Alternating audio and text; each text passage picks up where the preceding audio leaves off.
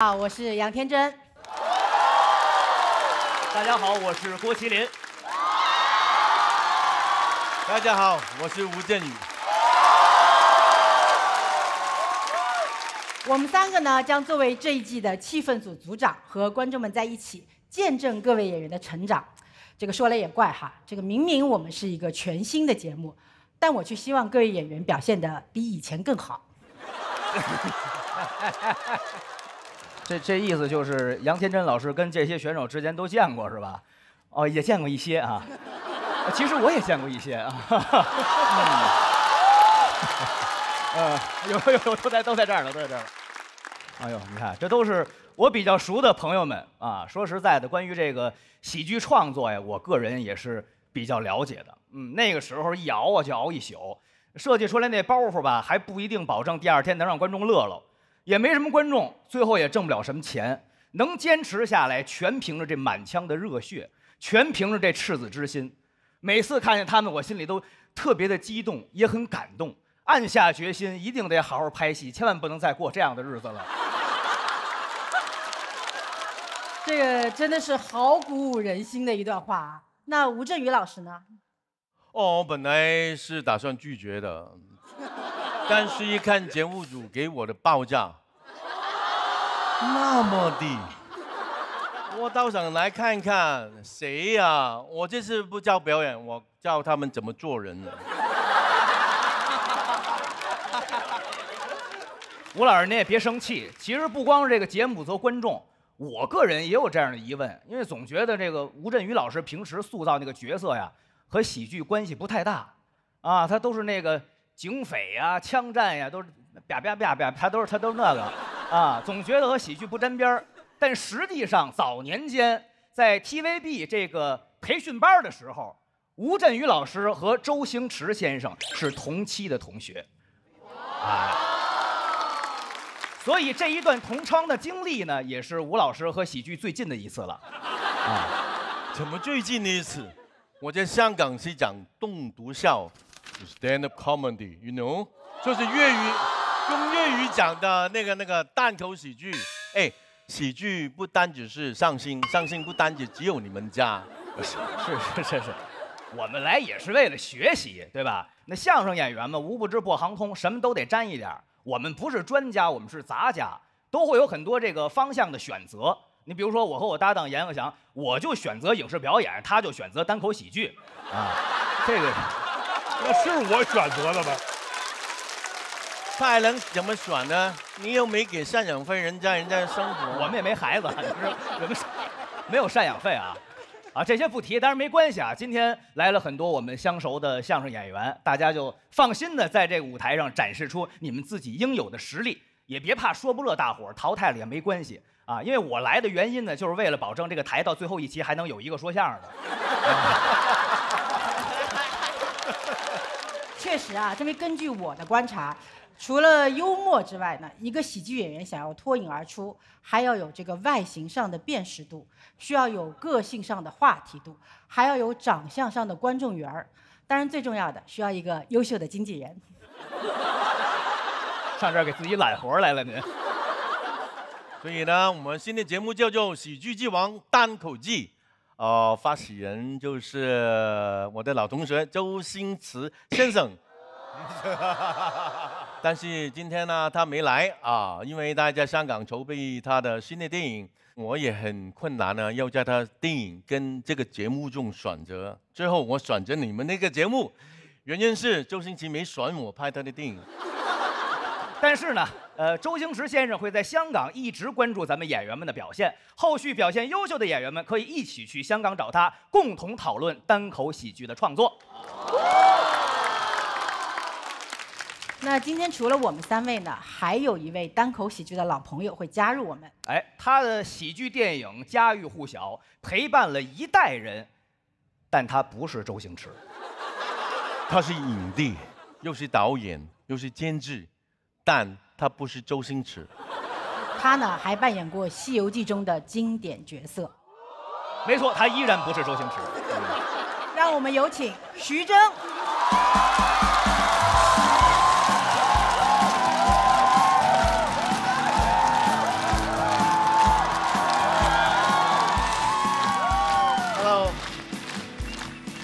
大家好，我是徐峥。你们这个节目实在是太过分了，弄得我都好希望来的人是周星驰，我都不知道我为什么要上来啊！亏我这么重视这个节目，我来之前还特地洗了一个头，啊！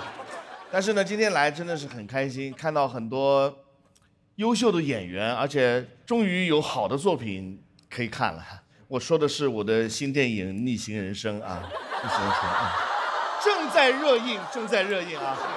大家就是还是要放低期待度啊！我说的是这个节目啊，对。感谢徐导对我们这个节目顺带的介绍哈。那我们言归正传，节目开始之前呢，还有一件重要的事儿。作为本季的气氛组组长，我们几个要在这里郑重承诺，我们将秉持公平公正的原则，尊重观众，尊重赞助商，尊重赞助商喜欢的演员。绝不假笑、装笑、皮笑肉不笑，内部梗坚决不笑，谐音梗尽量不笑。希望我们几位能和大家一起见证各位新人演员从跑龙套的成长为单口喜剧之王，然后就可以去徐峥老师的电影里面再跑一期龙套了啊！最后呢，预祝大家讲出水平，讲出风采，喜剧之王单口季正式开始。我叫刘振东，做一个简单的自我介绍。我小的时候呢是一个留守儿童，大家可以投票了，开玩笑。其实我家里爷爷奶奶对我挺好啊，家庭条件也不错。刚开始去村里的时候，确实不是很适应啊。我们上学要坐农用3轮去学校，有人坐过吗？坐过。对吧？单缸柴油发动机啊，你远远就能听见它的声音，在那当当当当当当当。你往那一看，那个3轮车就在那抽搐啊。然后你一上车，就感觉车上所有的人都特别同意你的观点，围着一圈人看着你。你可以在这个车上谈成任何事儿，是吧？把你家房子送我。这么一个车拉着我们去学校念书啊。当然在学校呢，我的梦想就是变成那个英语课本里的孩子，从小做梦都想变成那个英语课本里的孩子。为啥啊？因为英语课本里的孩子的物质生活一直比语文课本里的好，对吧？你也不知道为啥，李雷、韩梅梅家里啥都有，冰箱、地毯、沙发、电视、电灯、电脑，啥都有。闰土就一根叉子，是吧？李雷、韩梅梅闲着没事出去郊游，是坐在那个公园正中心人工修剪整齐的草坪上吃汉堡，坐在草坪上吃汉堡。我们村里也有草坪，但我不能直接坐，里边有蛇啊！我要真想坐，还得把蛇先挑出来，否则那节课的英语单词就变了，也不是什么 lunch hamburger 了，对吧？第一个单词就是 dangerous 啊，第二个是 snake、hurt、on my leg、help me， 大概是最后一个单词是 dead， 对吧？整个英语课本就结束了啊！但当留守儿童也不全是坏事啊，我挺喜欢当留守儿童的。我下辈子还要当留守儿童，挺好的啊。比如说我找我爸要东西就非常简单，一个电话，我爸啥都给我。过年的时候，爸给我打电话说：“儿子，爸爸今年回不去了啊，你想要啥，爸爸给你买吧，行不行？你要不要变形金刚？爸爸给你买个变形金刚，要不要？这时候能要吗？能要吗？哎，不能要，对吧？不能要，因为我想要的更多，对吧？”你不能直接要，你要之前你要先巩固一下你们缺失的亲情，然后再玩命要，是吧？我说爸，我啥也不要，我就要一个一直陪着我的好爸爸啊！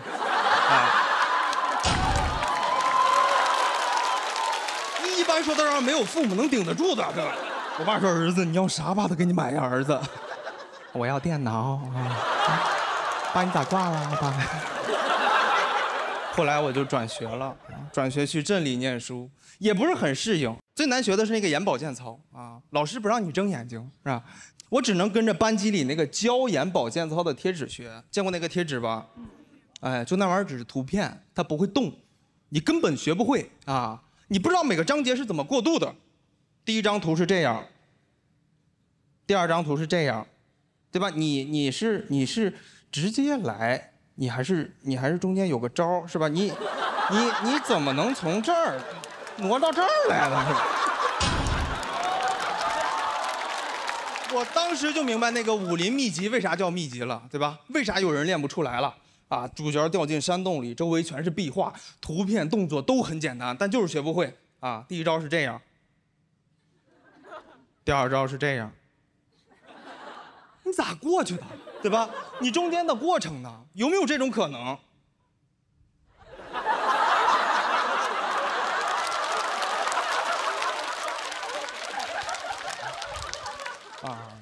但其实说了这么多哈，最难过的是我送我爸爸外出打工的时候啊，感觉他好像体会不到我心里的不舍，因为当时我在3轮车上啊，爸走了，爸不给你买电脑了，谢谢大家，我是刘东，谢谢。大家好，我是新仔啊，谢谢。我讲单口已经有4、5年了。用的也是新仔这个名字，但是最近呢，认识我的人好像只记得我另一个名字，刘波啊。我回家，我爸看见我都是，哎呦，刘波大少爷回来了，就感觉我不在家期间，他也没少当老爷，是吧？就别说别人了，我的那些侄女、外甥也是看了少爷和我才认识的我。小时候我在家过年。我得给大家表演节目，现在过年回家，我得看着他们表演我的节目。哎，你上去给你舅演一个去，说的话都一样。但是我侄女跟我一样，都是那种性格比较内向的孩子，不去。你怎么不？你舅当时怎么演的？你去演一个，让你舅点评点评的。哎，可好了，这孩子演的那小表情跟你一样一样的。那小词儿怎么说的？怎么刘海儿怎么？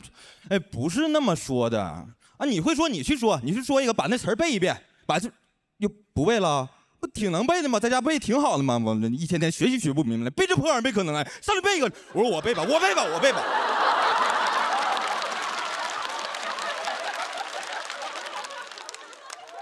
这为难孩子干啥呀？你说？哎呀，家里人就是对我的状态很好奇啊，就是在舞台上的状态啊，尤其是我舅。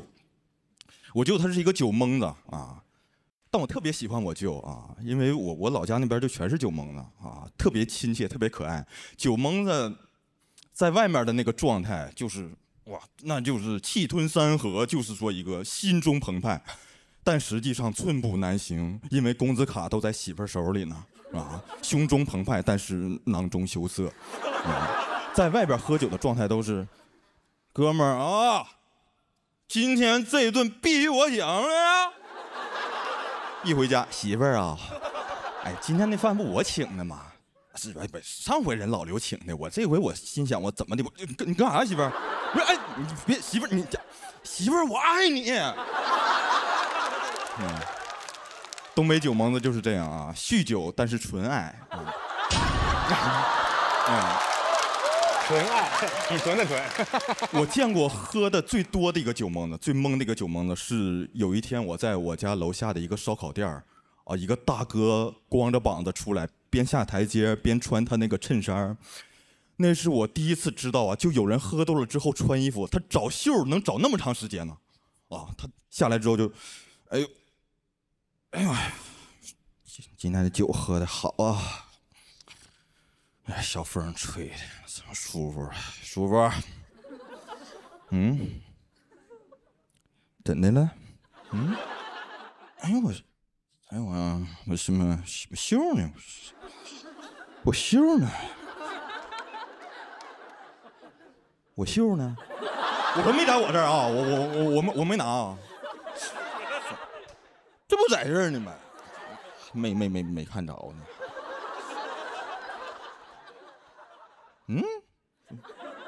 刚才我袖呢？哎，我袖呢？我就感觉他媳妇儿叫袖啊，被人跑了你，我袖呢？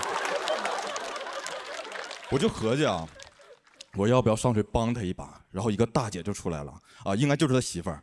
那个大姐的表情呢，就是说在里边听见外面大哥在外边嗷嗷叫唤，以为出什么事儿了呢，赶紧出来看看，发现大哥已经跟衬衫打起来了啊。然后他就哎这儿呢，他把袖提起来了。但是这个袖啊，它其实是越往下它才越好穿。大姐往上一提，大哥反而够着就越费劲，越费劲越够不着，大姐就越往上提，越往上提，大哥越够不着，他就越着急，他就哎不是你别提了。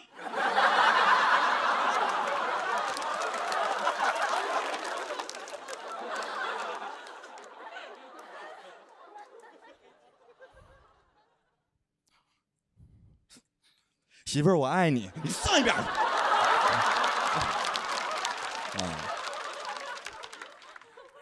我段子的风格就是这样，没有什么任何的意义，就是，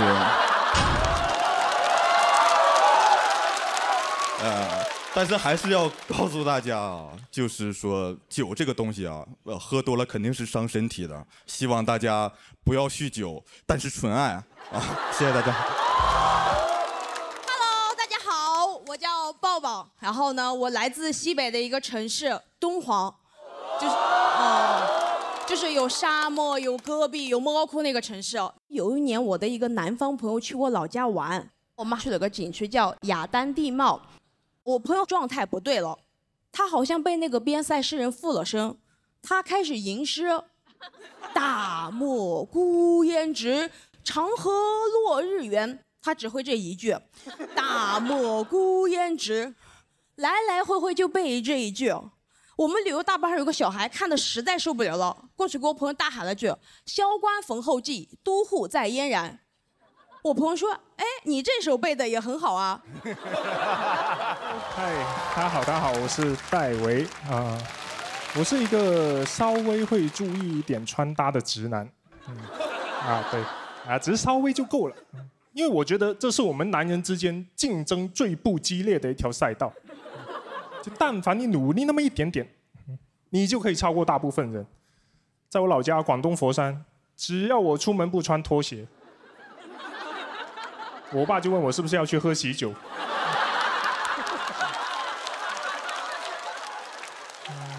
男生确实很懒得去买衣服啊，就是现在商家为了推销男装，他们已经疯了。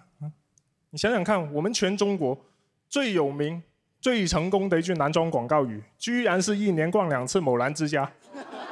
它最大的卖点都不是好看，是你可以少来。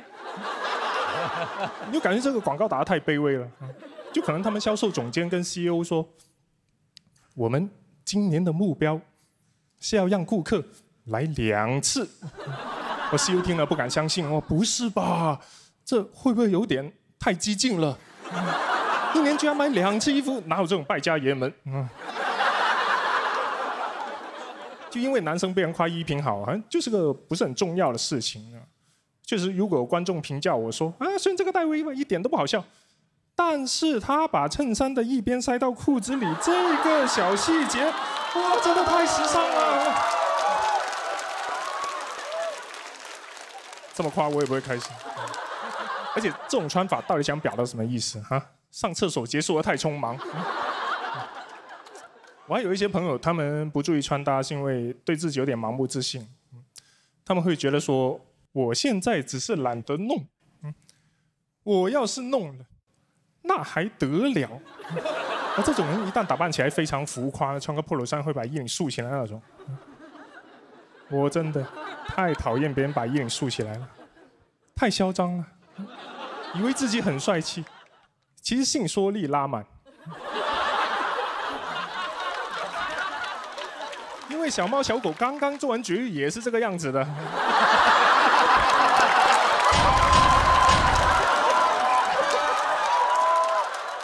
赶紧弄下来，我还很看不惯有的男生，他们不管在任何场合任何搭配都会穿那种很夸张的篮球鞋。我见过有新郎结婚的时候西装配篮球鞋。是不是有点过于随时准备弹跳了？你是要自己亲手去抢那个手捧花是吗？那真是盖了帽了。就是男生在穿搭上的消费，很多时候就集中在球鞋或者手表、手串这种东西上面，很奇怪，只打扮视之末端，那头跟躯干直接放弃。这就相当于你家装修只装飘窗，你让客人怎么说啊？虽然你这个3C1厅是个毛坯，但你这个欧式古典宫廷巴洛克风格的飘窗还挺有氛围感的。我是怀疑啊，大部分男生他们是有一个内部的这种共同策略的，就大家一起约好不搞穿搭，谁敢打扮就嘲笑他。哎呦，兄弟，你好香哦！必须大家一起丑，就逼着女生没有办法以貌取人。择偶的时候只能去看一些别的东西，那只要他有上进心，那也挺好的。不得不说，兄弟们这个策略真的太成功了。你看现在大家对男生外形的要求真的好低，一般就说干净清爽就好，这是对一包湿纸巾的要求。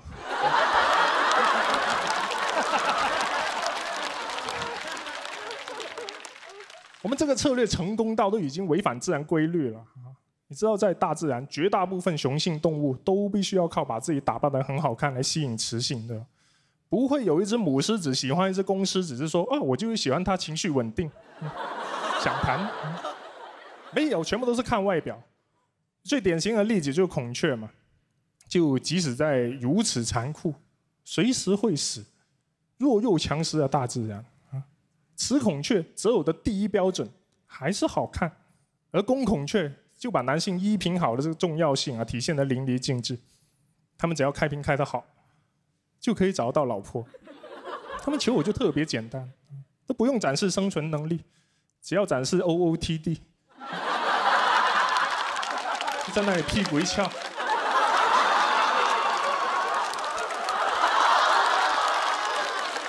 嫁给我。好，谢谢大家，我是戴尔。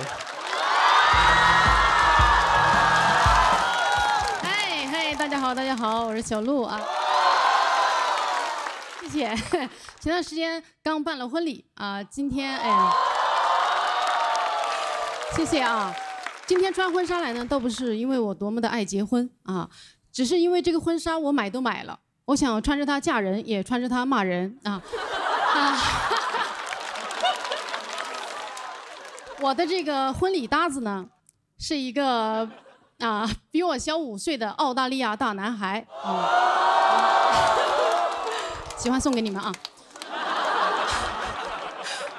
我过去就是我们备婚备了1整年，我过去1整年一直在紧张的备婚，而他也一直在正常的生活，他太松弛了。哎，我每天搞婚礼，哎，搞这个婚纱，搞伴手礼，搞婚鞋，搞7搞8，而他搞不清状况，甚至在婚礼前1个月，他还问我，哎，我们公司安排我出差，我可不可以婚礼前1天才到？我说你也可以后1天才到。太松弛了，而且伴郎团一到达中国，他就跟伴郎玩去了。我说你要跟我筹备婚礼，怎么成天跟伴郎黏一起？怎么你也是来参加婚礼的吗？他说可是我跟伴郎们好久不见了，我觉得婚礼期间我应该多跟他们在一起。我说怎么你们的小别胜过我们的新婚？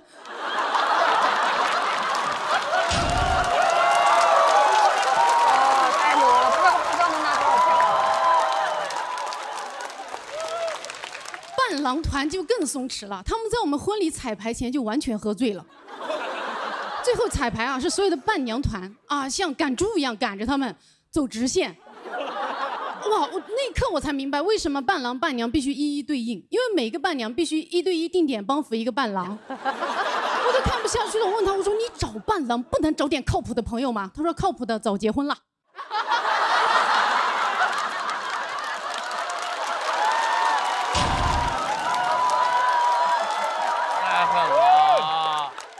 太夸张了啊！结婚真的很伤感情。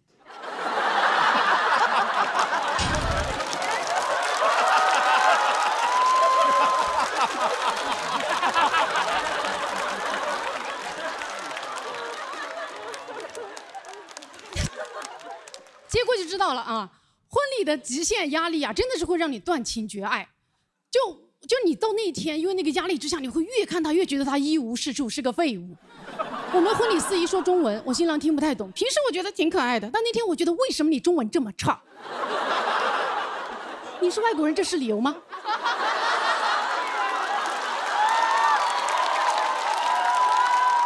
哎，你都来中国8年了，5岁的华童中文都比你好。一般我生完气呢，他就会睁着他无辜的蓝眼睛看着我，我就会迅速的熄火。但那天他越看我越生气，我说看什么看？为什么有色眼镜看我？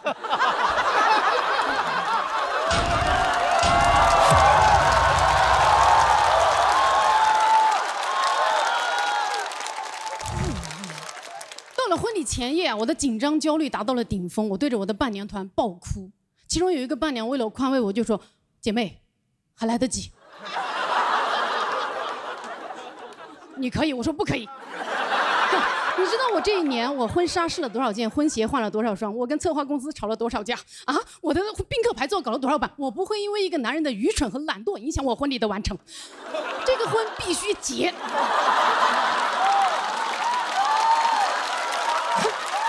哪怕今天结了，明天离。哎，我的婚姻可以失败，但我的婚礼不可以。婚姻是2个人的事情，但婚礼是我1个人的项目。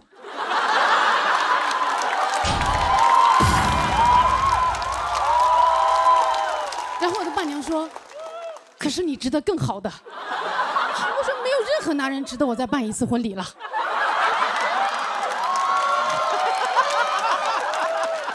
然后我伴娘说：“可是，说明你这么说，说明你还爱他。”我说：“哎呦，爱不爱的，现在爱了不爱了不重要，重要的是来都来了。这个婚他在劫难逃。”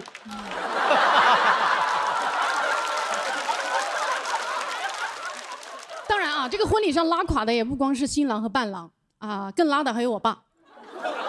在我们那个仪式上啊，说誓词这个最浪漫的环节，全体宾客泪洒现场。这个时候，我爸手机铃声响了。当时我正在泪眼婆娑的跟新郎说：“谢谢你带我爱上我自己。”当当当当当当当当当当当当。然后我爸偷感很重的。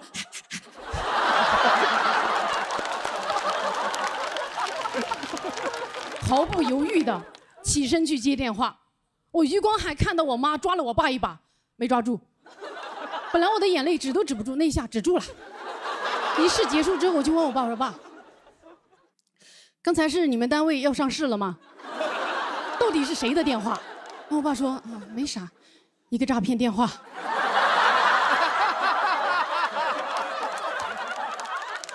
我说：“爸，我这辈子可能就结这么1次婚。而你被诈骗的机会成千上万，什么诈骗这么吸引人，非得当时去完成？哎，等我结完婚，你想怎么被骗就怎么被骗呀！哎，这是我的婚礼耶，我正在经历人生最大的诈骗。”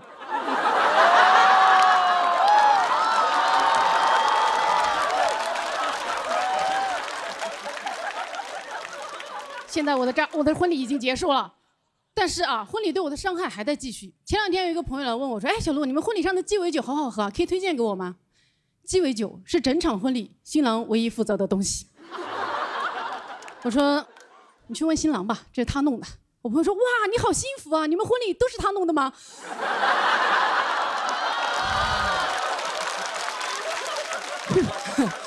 我发现啊，多数婚礼好像都是这种模式，就筹备模式都是新娘歇斯底里，新郎事不关己。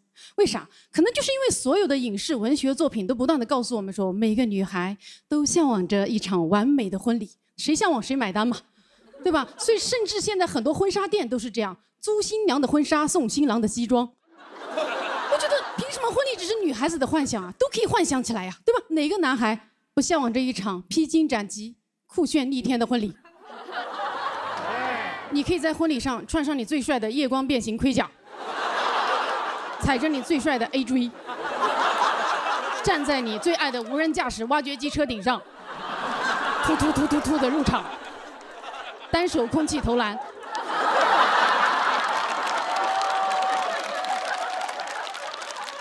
另一只手握着你又粗又直又亮的光剑，跟新娘的前男友一一决斗。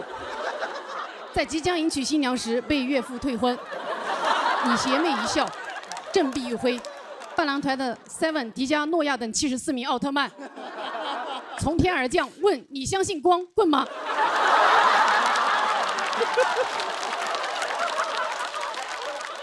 全体宾客下跪，对你高喊恭请龙王归位。好，谢谢大家。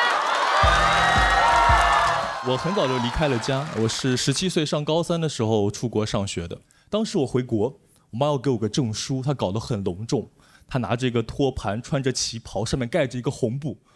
我当时以为是房产证，没想到打开一看是这个皈依证。啊，悠悠，你知道吗？我最近重温了一下安徒生童话故事，我发现我最喜欢里面那篇《海的女儿》。人鱼国王呢，他有6个美丽的女儿。主任，等一下，喂，6个女儿哎？啊，喂，这国王重男轻女啊？你从哪看出来的？喂，6个女儿哎？啊，一般这种家庭的女儿都叫什么招娣啊、来娣啊、思娣啊、想娣啊、盼娣啊、快娣啊？怎么还有快递啊？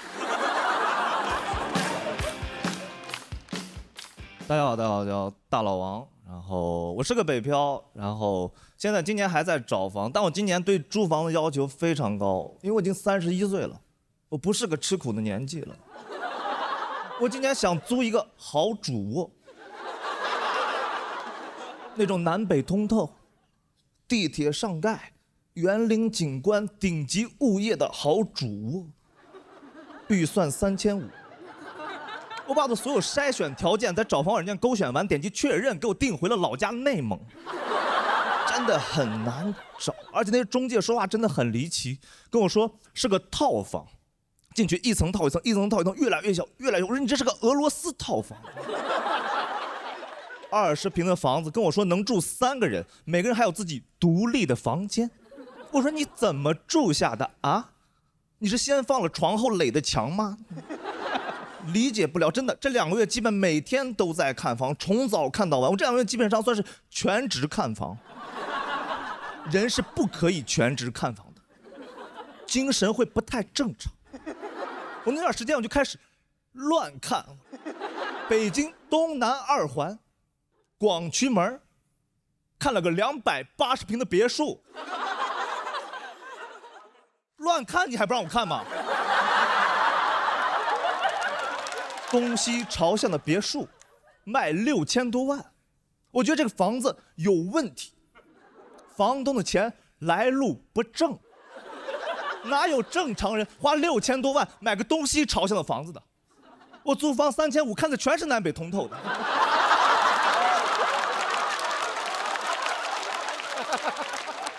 正好那2周我妈退休，我妈来北京，我妈看，我妈说儿子，妈妈来过很多次北京，故宫、颐和园、长城，妈妈都去过。你在北京待了快10年，你带妈妈看看你眼中的新北京。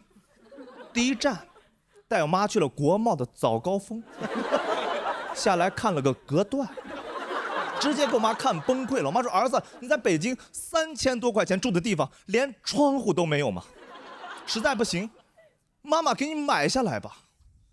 我给我妈看了眼房价，我妈说儿子，实在不行，实在不行。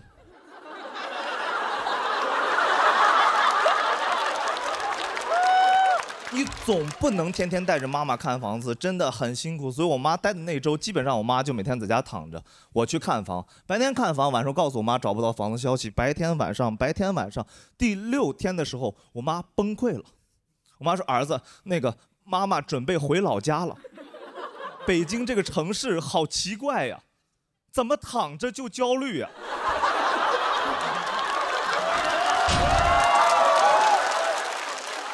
你也早点回来，这儿老家更适合咱们。你想，你回老家是可以得到大房，你表弟去年买的房子多好。我想到去年我回老家，我表弟在我老家内蒙古乌海市自己全款买了个180平的房子。180平房子太大了，我没去广渠门之前是不知道世界上有这么大的房子的。180平房子太大了，你们知道180平房子有多大吗？太大了。他家有个房间居然叫衣帽间，衣帽间，衣服有属于自己的房间，衣柜不够你睡吗？我真正崩溃的瞬间是上厕所，他有个智能马桶、感应马桶，去了不会上，我去了就不冲水，急得我对着马桶开始打太极，边打边懊恼。我说从北京到内蒙不会冲水了，内蒙以前都不用冲水的呀。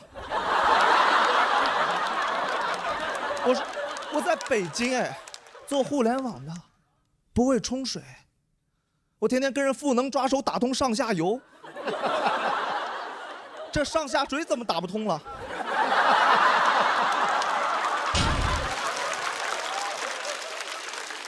最后是我表弟进来帮我把水冲掉的，把我北漂所有骄傲都冲走了。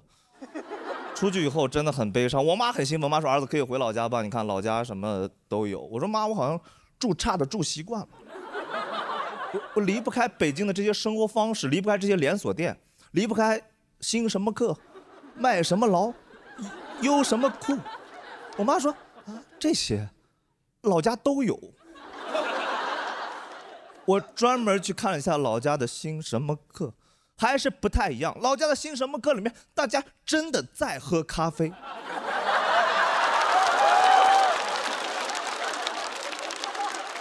没有人掏出来苹果电脑装的，大家真的在聊，说这个兴什么课的奶呀，用的肯定不是呼伦贝尔的。我妈说你回来可以找个稳定点的工作，比如像妈妈一样当个中学教师。我说妈，你不知道吗？你所在的内蒙古乌海市第4中学的中学教师，要研究生学历的。你儿子今年31岁了，英语4级还没过呢。而且你想想，你儿子从事过2份工作，第1份工作在互联网公司当产品经理，产品经理最出名的一本书叫《人人都是产品经理》。第2份工作，脱口秀演员。脱口演员最出名一句话叫：“你儿子这2份工作呀，都没门槛的。”是我不想回老家吗？你有没有想过，有的人只配去北京？谢谢大家。大家好，我是庞博。不要紧张，好吧？不要紧张。好久不见。我站在爱奇艺这个台上，我其实现在感觉很奇妙，就像是从南极来到了北极一样，环境没有任何变化，只是周围没有一个我的企鹅朋友。哎呦呦，太硬了，太硬了。还好有我的老朋友在，是吧？宇宙老字号京都念慈庵，谢谢，感谢念慈庵啊。很久没有讲过这种带商务的脱口秀了，真的，我感觉一切都回来了。有了京都念慈庵，轻舟已过万重山。哎呀，你们也知道是吧？就是去年 gap 了1年，而我是那种特别需要稳定的生活能带给我那种安全感的人。你知道，去年我甚至重新注册了好几个那种求职网站的会员。我就想看一看，哎，会不会有哪个文工团正好在招聘一名幽默帅哥呢？是吧？而且我从小就这样，你知道，小学的时候寒假30天，然后寒假作业有60页，我就会进行一个严格的规划，我每天要写2页，不能多也不能少。我同桌看到之后就非常的震惊，说你有病吧？我说咋的？难道你一天写60页？我们根本就没有写呀。但是我就是特别需要这个规划在我这里，甚至我只有初1、初2、初3这3天是休息的，大年30我都要写完作业再吃年夜饭。我爸妈看到之后都说：“孩子，你这个调休好不合理呀。”而且，就是讲脱口秀之后，我这一点的感受变得尤为的强烈。你也知道我的那些脱口秀演员朋友们啊，每天过着一种什么样的生活，是吧？红尘作伴，潇潇洒洒。从来不为明天担忧，因为今天很有可能就是生命中的最后一天。我每次看着这些朋友，我时常就觉得，他们好像就是草原上自由奔驰的骏马，只有我是沉迷拉磨的驴。我们一样讲着笑话是吧？但是驴唇不对马嘴。我平时跑步，他们都说我跑的是驴拉松。而我们这种驴系男孩呢，我们这种驴系男孩最害怕的，跟打印机是一样的，就是突然之间没墨了。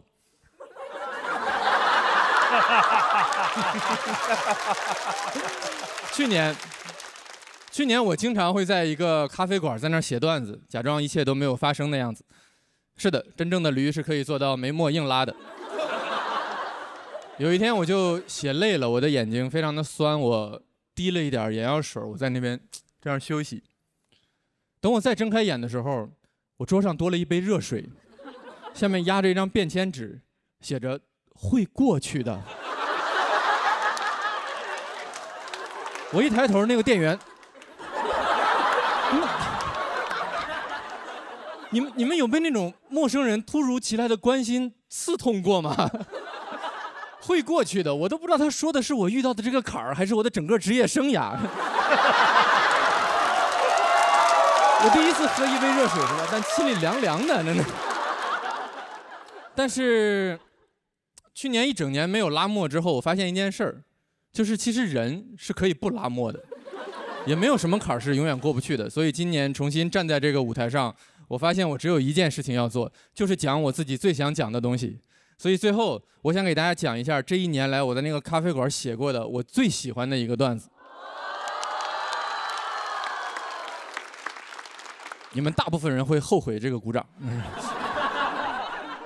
你们小学的时候，学校里有没有那种班级之间那种合唱比赛，是吧？我们都知道这种比赛比的不是说你们班到底有几个唱歌特别好的人，就是看你们班到底有几个人唱歌完全没有调，是吧？就什么乐器、和声、声部全都没有用，只要有一个人在旁边唱天无外，你们班就废了，对吧？10个那英压不住1个杨丽，那一力降10会，是吧？所以那段时间我们班就非常非常努力的练习，大家都不想拖别人的后腿。就我们班主任看到我们这样，就说：“不要紧张，好吧，不要紧张，放轻松。我有办法，我有秘诀啊，我能帮大家解决这个走调的问题。”我们就都很好奇，就是到底能有什么样的方法？班主任不着急，等到自习课的时候，班主任前门、后门全都锁好，整个窗帘全都拉起来，窗户也都锁上。我们都很激动，说这么神秘，这是要干什么？什么样的方法？然后我们班主任说，这就是我的方法，只要我把门窗都锁好，我就能确保咱们班没有1位同学会走调。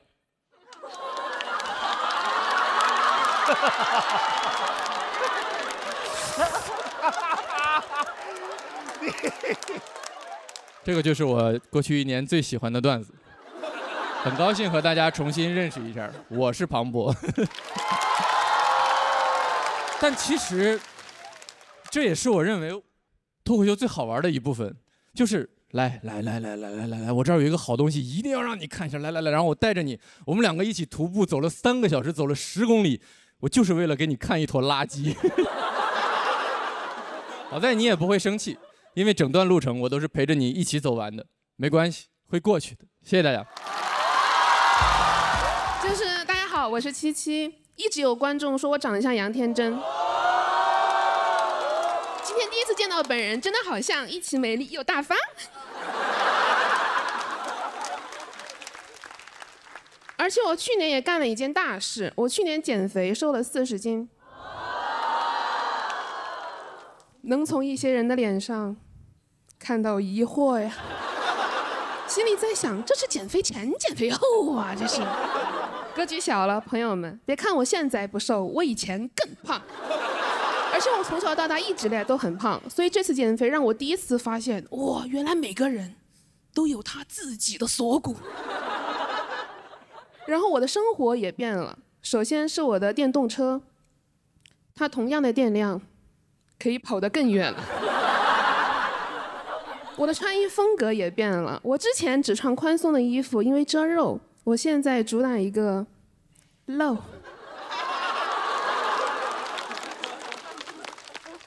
去年一整年一件 T 恤也没有买过，全是吊带儿。哦，今天没有穿，节目组不让。我也开始在朋友圈里面发一些以前没有发过的那种好看性感的自拍照。有一些不可思议的事情发生了。有一天我刚发完，有一个3年前的前同事过来找我聊天。他说：“美女，晚上好。”我说：“你好。”他说：“认识一下。”我说：“我们已经认识了。”但他的下一句话好震惊我，他说：“哇，你好会撩啊！”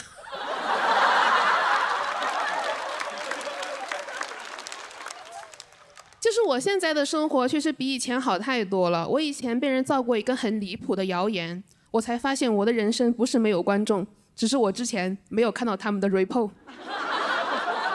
他们造我饭谣，他们说我吃得多，哼，有人在想不一定是谣言吧。他们是说我在演出结束之后的聚餐里面吃的太多了，给请客的俱乐部老板吃生气了。这么离谱，竟然真的有人相信，这肯定是谣言吧？因为你们想，就算俱乐部老板真的生气了，他怎么跟别人说呀？他说那天我请演员吃饭，我有个叫七七的也吃太多了。你说我这个人小气不小气？是吧？没有人会这么讲的吧？就是他这个算是一个八卦，也算一个谣言，让我觉得好羞耻。因为我以前不知道吃的多会被嘲笑，我一直以为吃的多很可爱呀。是吧？偶像剧里都是这么说的，女主角吃的多，男主角就会很宠溺的说真是个小馋鬼呀。哪个男主角会说你是饿死鬼吗？你跟别人说有一些女明星啊特别爱立吃货人设，他们根本就不合适啊。有一个女明星说她每天喝8杯奶茶，网友都不信嘛，说她好茶呀。但如果我说我每天8杯奶茶，你们只会觉得肯定是好茶。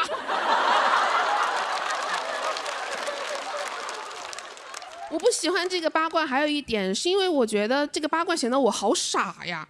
就是你们想一想，我们这个行业其他人都是什么八卦呀？抄袭、离婚、亲嘴儿，别的不说，他们至少像个成年人吧。只有我每天在那嗨嗨吃饭。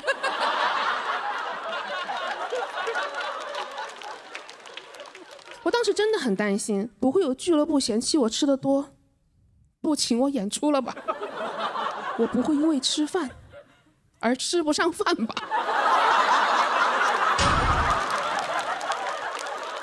我就赶紧去找我经纪公司的老板商量，我说你知道外面传我什么吗？他说知道，说你没礼貌。我说这个我倒是不知道。我就跟我老板说，我说那现在怎么办？我的饭也要在外面沸沸扬扬的。他说你以后在外面少吃点吧。我说这又是你控制舆论的方法吗？以后我在外面只能夹起嘴巴做人了。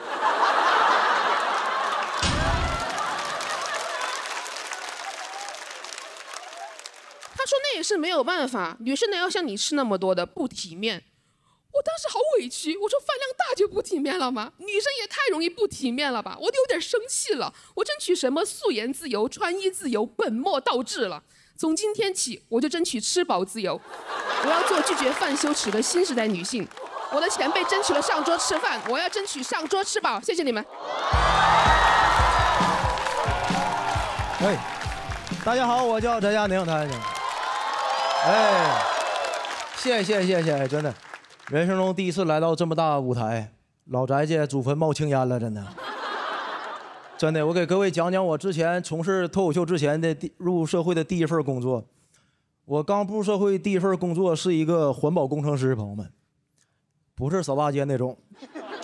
环保工程师主要负责什么呢？主要负责就把咱们人类在城市里产生这个垃圾呀、粪便呐、剩饭剩菜，送到咱们人类永远看不见的地方。所以一般呢，咱们管打工人叫社畜、牛马，对吧？我不是，我属于那个社大肠杆菌，我属于分解者，真的。我那种出差地址，真的朋友们就特别偏僻，偏僻到什么程度？就是连人类都看不见。如果你们平时出差叫出差，真事儿，我平时出差应该叫流放。我永远忘不了我第一次出差那个地址，是我领导用 Word 文档给我发过来的，地图上标记不到那个地方。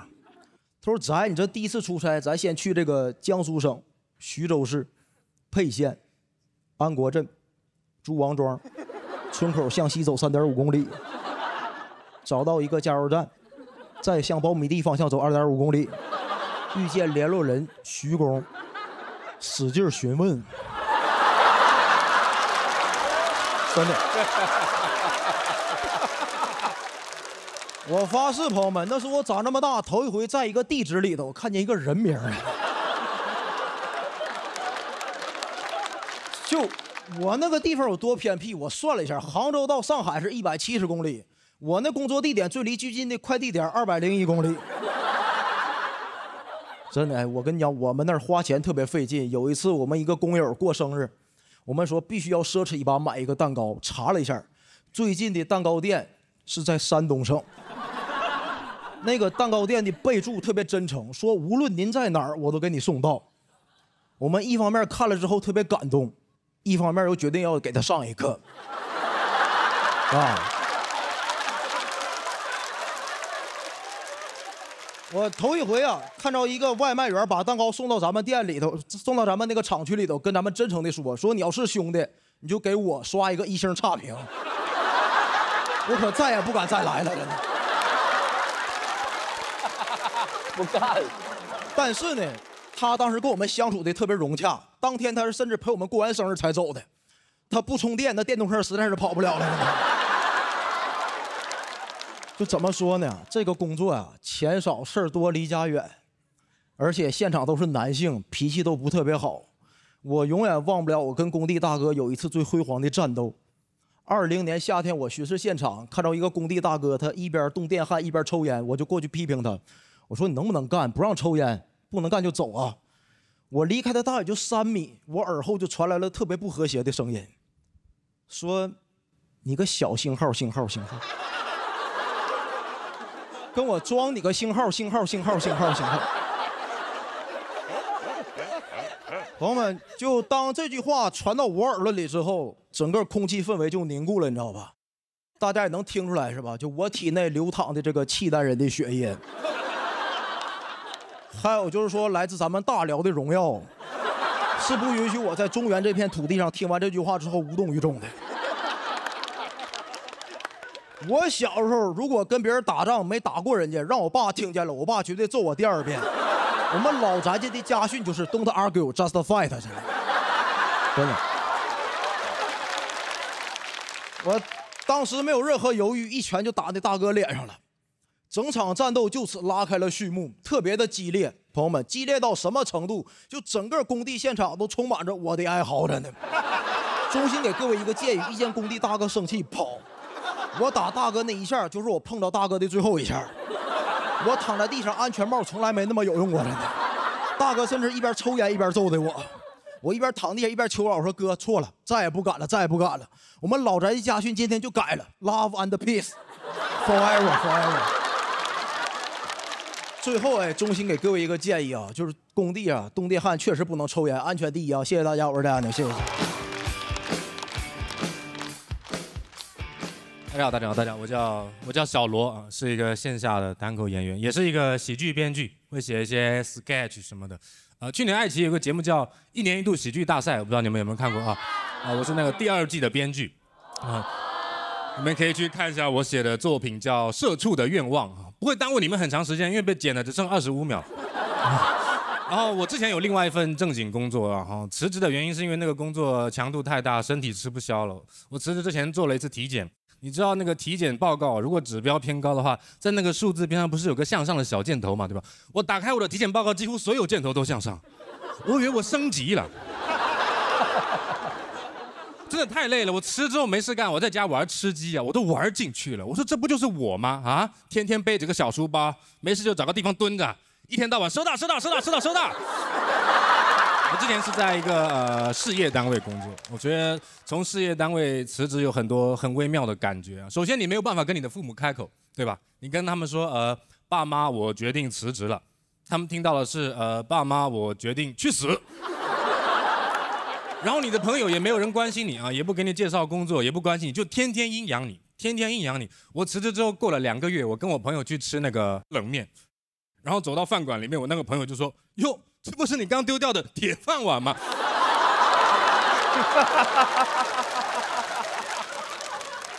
我也不知道为什么在事业单位工作的，一天到晚被人家阴阳，我觉得就是一份普通的工作嘛。之前我说我是事业单位的，然后对面的人就会说啊，我知道，你们福利很好。我说没有，到手7、8千块钱没了。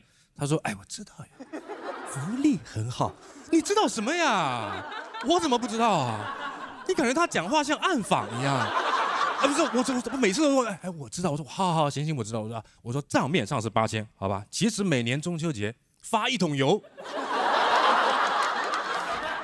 我现在主要的收入来源就是靠写一些搞笑的短剧、脱口秀、商务、企业年会，这是我主要的收入来源。现在，然后会接触到一些甲方。其实我是一个很适合当乙方的人，我耳根子超级软。我是一个耳根子非常软的人。我们抽烟的人坐动车啊，坐到那种5分钟的大站，我们不是都会下来抽烟吗？但是不到1分钟，那个乘务员就会叫你上车。但是他叫我上车，我就会上车。我每次上车之后，我坐下来之后，我透过车窗，我就会看到一个大哥在那完完整整抽满5分钟。我感觉他能干大事，他能追动车。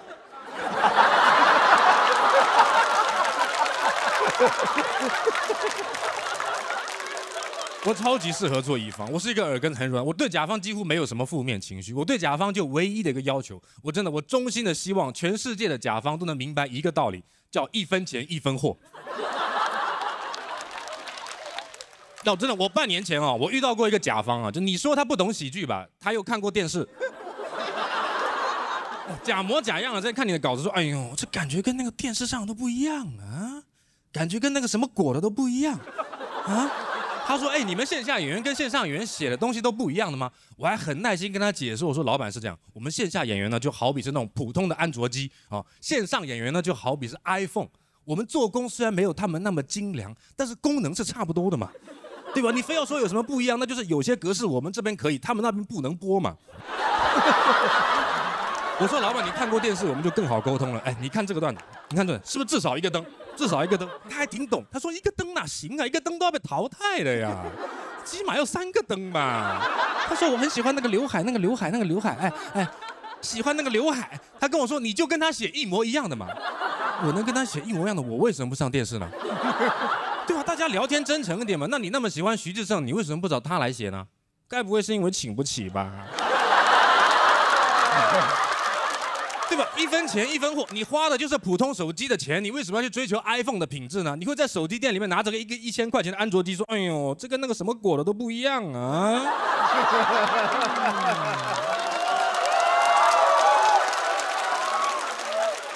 就1个摄像头啊，1个摄像头淘汰了，人家3个摄像头啊。我喜欢那个刘海，喜欢那个刘海，喜欢那个刘海。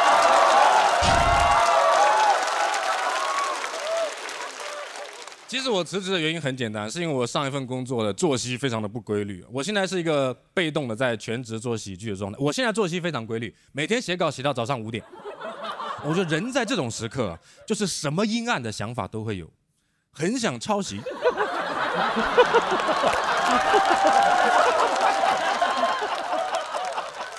很想抄，尤其那种一次性的商务稿件，阅后记粉，没人发现了，就靠自觉了。什么君子慎独啊？君子慎独是因为君子没有熬夜熬到5点。但我又觉得我应该堂堂正正的挣钱，我是不是应该站着把钱挣了？但是现在已经5点了，我知道我 Ctrl+C 加 Ctrl+V 我就能下班了。我在凌晨5点钟，我天人交战，我又想站着挣钱，我又想早点下班。有一天我实在受不了，我就把键盘上的 Ctrl 抠掉了。我发现我在生活中是站起来了，在游戏里我蹲不下去。谢谢大家，我是小罗。大家好，我叫hamza，很开心今天见到这么多老外。大家也听得出来，我中文也凑合吧，因为从小在中国长大，我爸是从也门来的，我妈也是从也门来的，这么算的话，我是堂堂正正的纯爷们。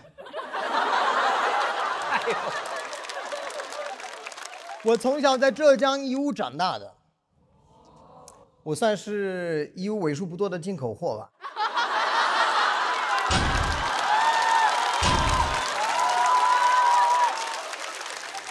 我的工作是一名演员，我出道的时候，你们知道有多 amazing 吗？我拍的第一部戏，15岁的时候拍了一部戏叫《天降雄狮》，当时是跟成龙老师演的。成龙哎 ，Jackie Chan， 我不知道你们认不认识啊，反正在也门他很有名的。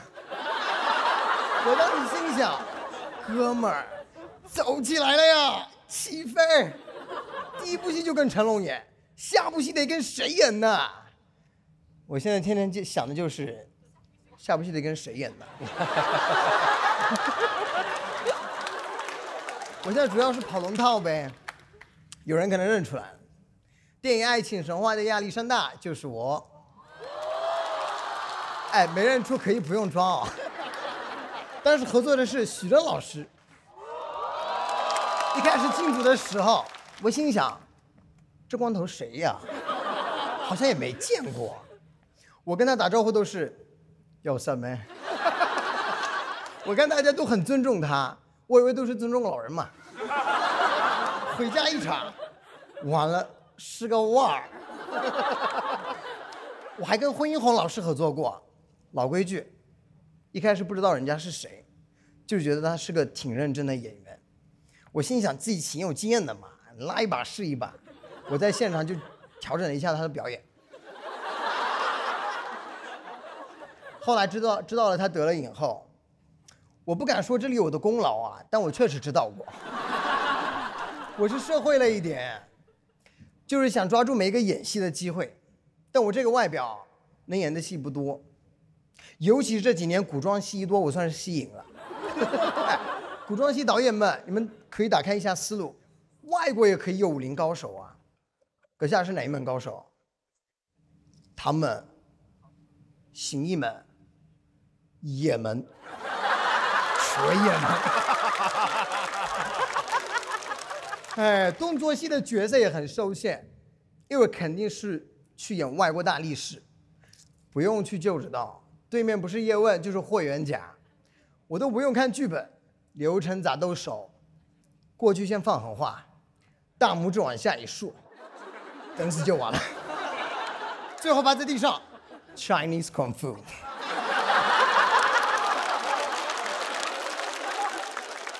这么好的角色可遇不可求，可能我在国内没什么发展的机会了吧。退休其次吧，我打算去好莱坞发展一下。有没有去过的朋友们可以教我一下？到了那边以后，取许真这名字好使吗？谢谢大家，我是哈姆仔。嗨，大家好，我是黑灯。是一个盲人啊，你们能理解这种状态吗？盲人能看到一点点是个什么状态？就是出门问题不是太大，但是能办到残疾证，就瞎的刚刚好，理解吗？然后其实是小时候是可以的，到大学毕业那一年啊，视力从0.6掉到0.2，就1年时间，歘那么一下就掉下来了，降得太快了，不太能接受，有那种病耻感。你们听过这个词吗？就觉得生病很羞耻，就不想让人家看出来你有病，就在那演了好多年。后来回想起来就发现愚蠢，都看出来了。大概还能看到一些轮廓，像那个电梯按钮是能看到的，上面的字看不清楚，要看清楚要凑很近，要这么看。所以那会儿坐电梯是个什么状态呢？就电梯来了，门一开，里面如果没人的话，我就自己找。我说6楼，有人在里面你就不可能这么找了，对吧？有点变态了，对吧？有人怎么办呢？换个策略，赌一把。就赌这么多人里面至少有1个人会和我同一层下，那个电梯越升越高，赌注越加越大，有好几回一直坐到了顶楼，就我和另外一个女生。你们想象一下那个电梯里恐怖的氛围，人女生坐的电梯好好的，进门一开，进来个男的往她旁边一站，啊，也没有去按那个按钮，就往那一站，戴个墨镜，弄个爆炸头，就往那一站，手机都不玩。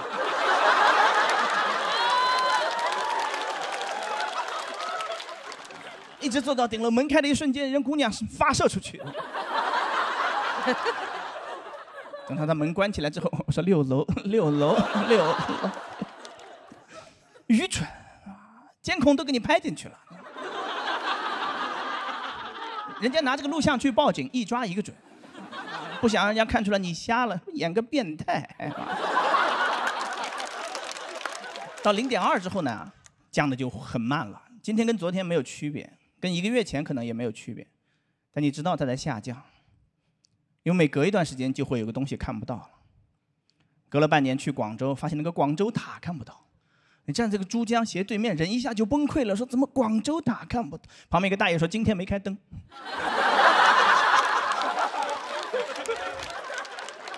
你不知道什么东西出来弄你一下，你就崩溃了。你以为越过这个山丘就好了？不会的，越过山丘还是山丘，一丘接一丘，人生短短，到底几个秋？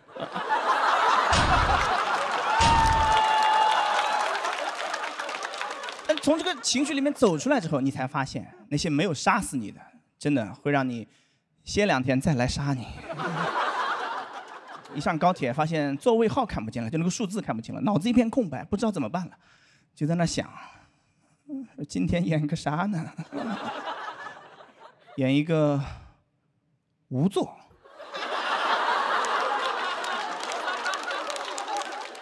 演技也很拙劣，因为车厢里到处都是空座。我就拖着我的行李箱站在2节车厢连接处，心想是赶紧到站吧，我不想坐了，赶紧让我走。越想走越走不掉，因为都是空座，你站那儿就已经很可疑了。路过一个列车员就要查我的票，路过卖盒饭的都要查我的票。把票给他一看，他说你还有2个多小时呢，你站着干啥？我说要你管，老子抽根烟。哇，他说500到2000。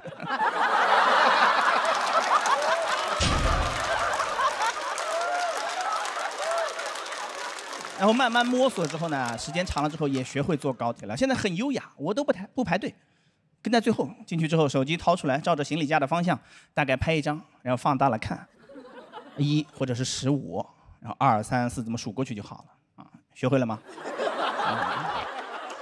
这里一个知识点，重点记一下哈，只能从车尾方向那个门进去，不能从车头方向那个门进去。一拍，一车人盯着你看，土鳖没坐过高铁。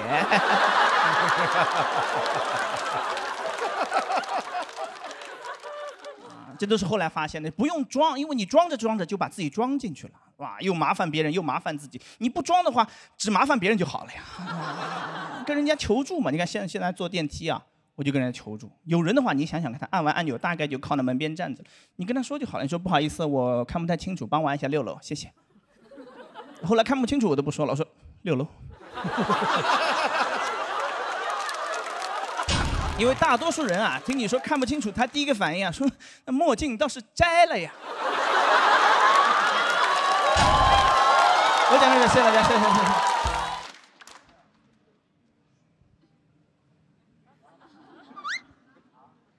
谢谢。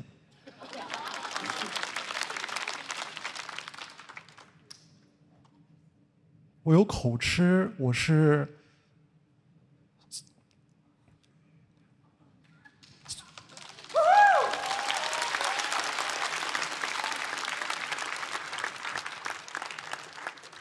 我算是从小就有口吃。我的印象里，我是小的时候，我和别人学的。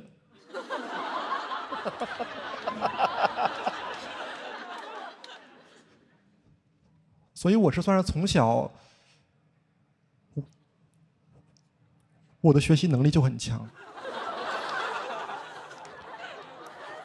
像我之前的口吃是很严重的，是会卡壳到的没法去和别人面对面的交流。身边的朋友十分好奇啊，说：“子明，这你为啥不和小爱同学交流交流？”主要是我的这个语速有时候我也召唤不出来。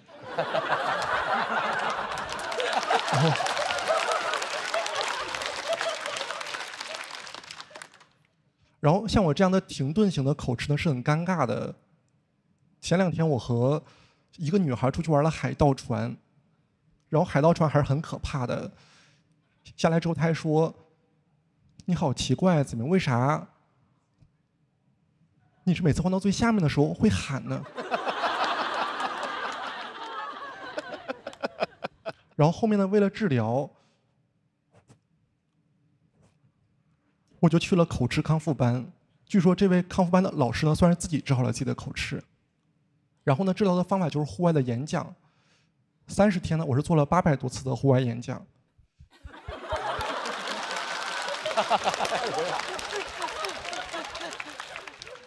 然后呢，这些呢对我的改变很大。演了一段时间，我就发现我晒黑了。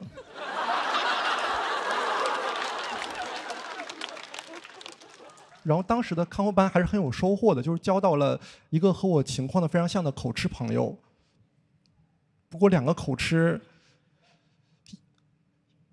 一起聊天儿，实在太尴尬了，因为我的口吃算是停顿型的，然后他的算是重复型的，是他会把这个字反反复复的说，我在他的面前就很吃亏。我俩说话的画面就很好玩，就是我是哈哈哈哈，然后他是哈哈。哈尔滨去过吗？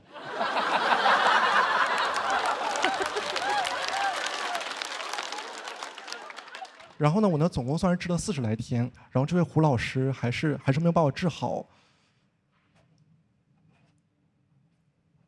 我也没有怪他，因为他也复发了。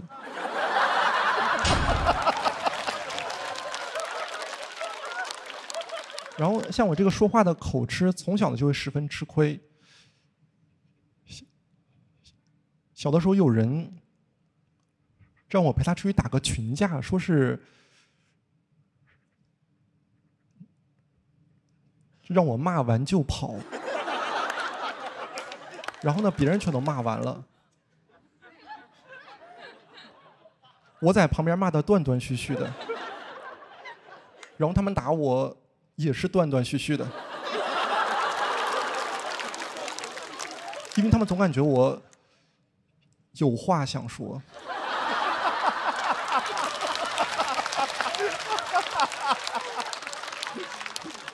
然后旁边还有劝架的呢，说别打了，别打了，咱们听他说完。然后关于我的治疗故事还有很多想要分享，但是我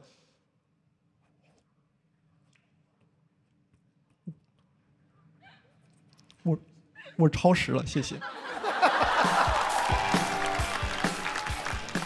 哎，Hello， 大家好，我是陈树，我是一个00后，然后谢谢，我今年23岁，我是大学毕业之后去了北京，然后开始讲脱口秀，但我平时最主要的收入还是来源于我另外一份非常稳定的职业，儿子，对，每天主要工作呢就是啃老，但刚开始确实会很难接受这样一个现状，会觉得自己很矛盾，因为前2年还在叛逆，每天跟父母吵架。能不能不要管我？能不能不要管我？一转眼毕业之后，能不能给我5000？都说浪子回头金不换，不，浪子回头就换金。但进入社会之后还向家里要钱，就的确会真的很纠结，不知道该怎么措辞。给我5000这句话真的太难开口了，尤其是前面那个动词，它很难拿捏尺度，因为你说给。就代表着一种理所当然的索取，但你说借，又代表还，没有办法，所以我只能跟他们说，还差5000。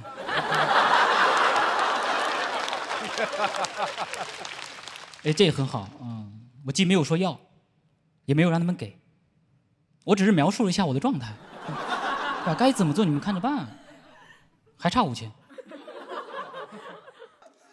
而且这个要钱的时机也十分的考究，因为我平时不怎么跟家里联络感情，所以如果每次都是缺钱的时候才打电话，那就会显得有一点冷漠啊。所以我每次都要找一个由头，等一个千载难逢、顺其自然的机会跟他们联系。爸，父亲节快乐，还差5000。妈，母亲节快乐，把电话给我爸。但这样机会很少，很难找。有时候你也很希望父母能够不那么传统，也过一过洋节。爸 ，Merry Christmas，Give me 5。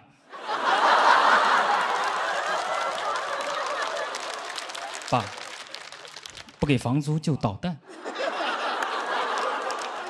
因为你长大了之后跟父母打电话，真的不知道该说些什么好，最多也就只能尽量的想办法寒暄几句啊，最近怎么样？身体还好吗？工作顺利吗？工资结了吗？还差5000。每次都是这样，图穷匕现，电话荆轲。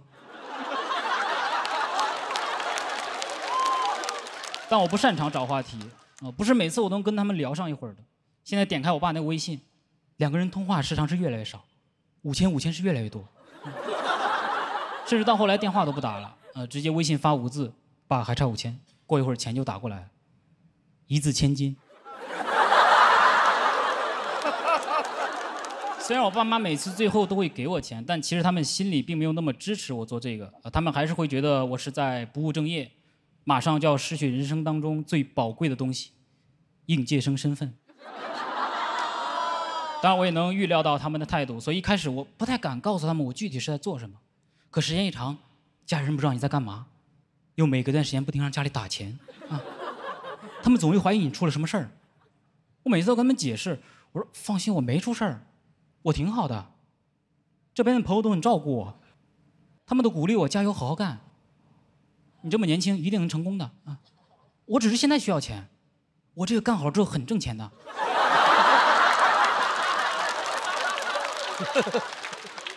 我没有被骗，很多高学历的人也在做这个的。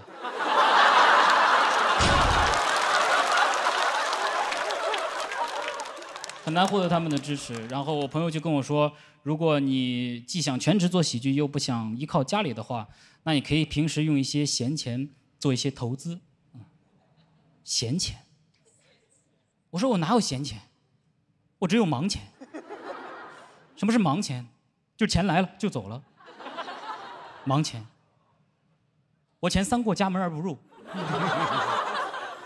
就我的钱如果是闲的，我何必还这么忙？但我上面说的其实都是以前的情况，现在开始挣到钱了，也上了节目也会收到一些劳务，有了钱之后就终于能够有底气的去面对父母，告诉他们还差4000。好，接下来谢谢大家。简单自我介绍一下，我叫刘仁成，我是一个江西人，老家在江西省南昌市安邑县，很小的个地方，每个地方都有自己特色，我们山东是孔孟之乡。江南是鱼米之乡，我们安邑县也有。我们安邑县是中国铝合金门窗之乡。不信去搜啊！我家做门窗的，从小我见过的每一个亲戚都是做门窗的，这导致个什么结果呢？导致我从小就以为我没得选，只能做门窗。小时候我不知道这个叫什么，长大了知道了，这个叫种姓制度。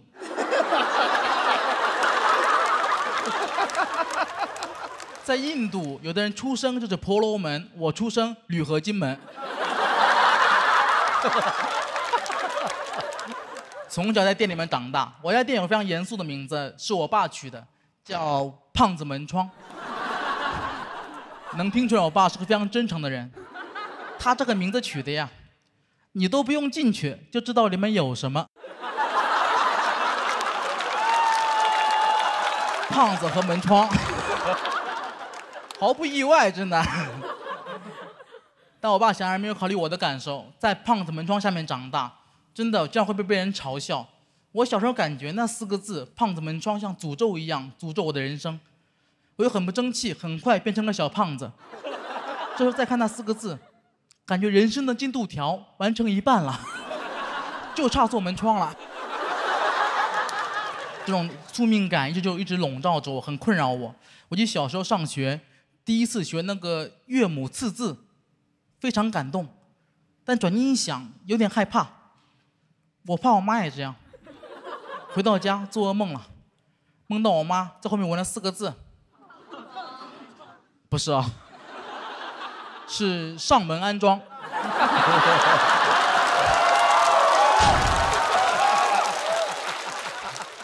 等我上高中的时候，那时候我学习就不是很好了。那时候父母内心中希望我可以不要去上学了，但他太残忍，他没有说出口。但作为儿子，我很争气，我自己就不想念了。所以当我鼓起勇气告诉我的父母我不想上学的时候，他们的反应既不是我想中的愤怒或者震惊，而是一种强忍着喜悦。我永远都忘不了我跟爸说：“爸，我不想上学了，爸。”这可是你自己说的啊，没有人逼你吧？真的毫不夸张哦。我第1天提出辍学，第2天就开始干活了，太快了，太顺利了。我发现我上学没有天赋，但我辍学很有天赋啊。在家做几年门窗，先来做脱口秀了。很多朋友很好奇，那你做脱口秀，家里人什么态度呢？就这么说吧，在我父母眼里，我做脱口秀跟我当医生啊、律师啊都差不多，都是不务正业。我们那儿只有一条路，你们都知道是什么路。当我父母还没放弃，还在常常说服我，说的话真的没什么吸引力。前两天我妈很认真跟我说，你要记住，咱们家有2条祖训：堂堂正正做门，清清白白做窗。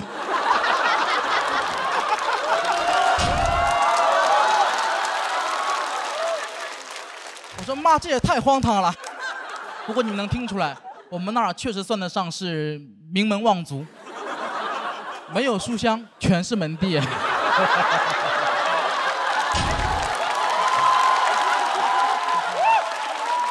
所以我也明白，不能怪我父母。我们那风气确实有所不同。比如在我们村出现第1个大学生之前，已经出现5个百万富翁了。你和他们说书籍是人类进步的阶梯，他们不屑一顾，铝合金是更好的阶梯。而且他们没有说错，我们今天做的就是铝合金梯。我现在在上海生活，有时候也会想家。每当我想家的时候，我就会去附近的小区逛一逛。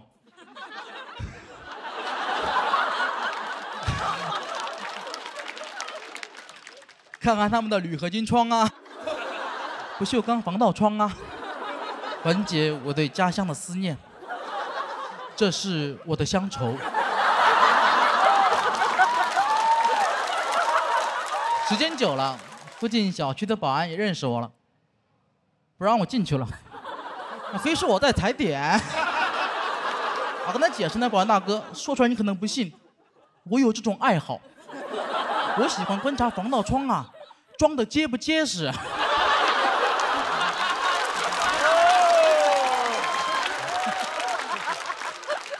保安说：“你是得观察呀，你这个身材不结实的，你不敢爬。”后来解释了很久，他才相信我。我最后还问他个问题：“哎，保安大哥，为什么在上海防盗窗这么少啊？真的很少，你们可能不知道，我是专业的，我知道。”特别少。而为什么？难道在上海生活的人都不怕被偷吗？没想到保安大哥给了我一个特别有哲理的答案。他因为在上海呀，贼难生存。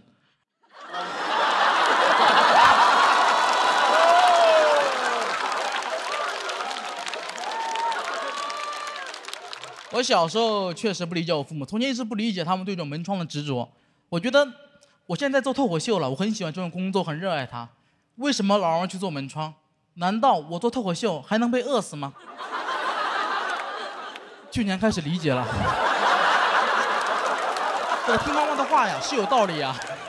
这个脱口秀是没有门窗稳定啊。我现在也想通了，人呐不用那么极端，人可以有很多的身份。重新介绍自己，我刘仁成，脱口秀演员、喜剧编剧、铝合金门窗传承人。我们这个行业要再动荡啊，我就去继承家业了。广告语都想好了，在这个世界上，上帝可能会为你关上一扇门或打开一扇窗，但胖子门窗永远为你上门安装。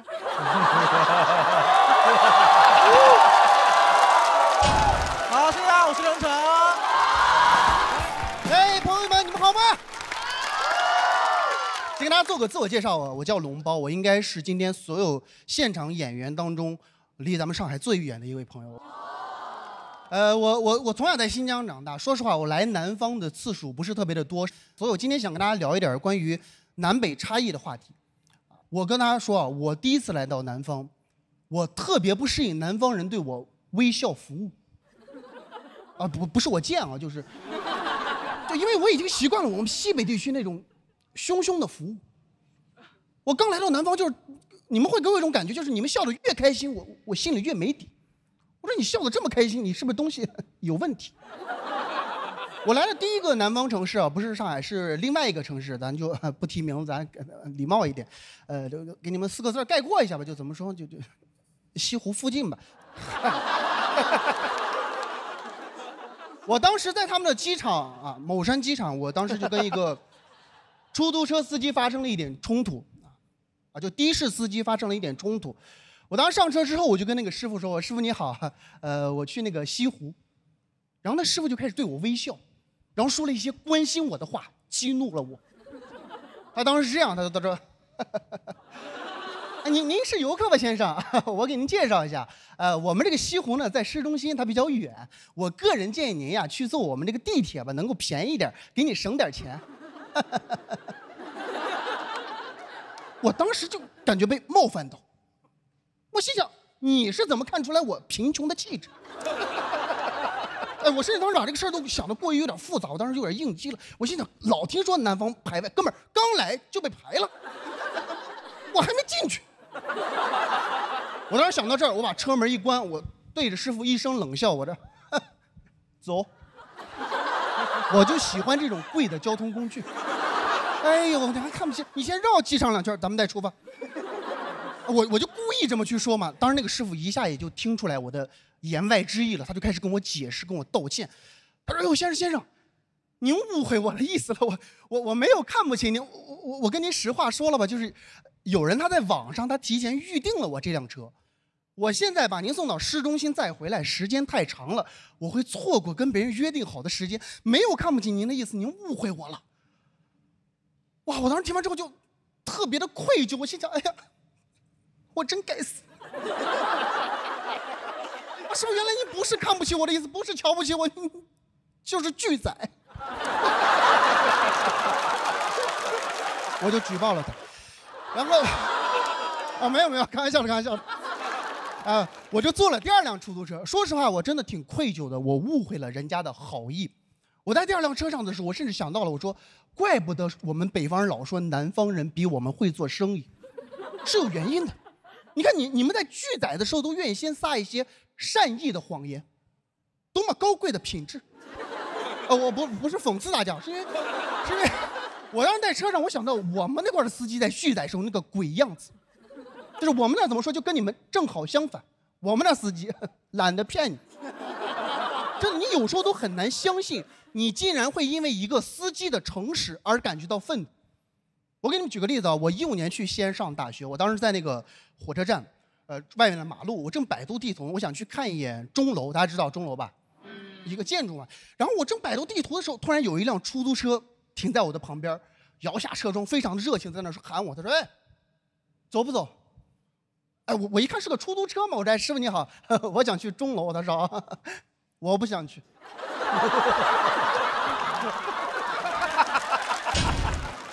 哎，我当时都懵了。我说2秒钟之前是谁招揽的我？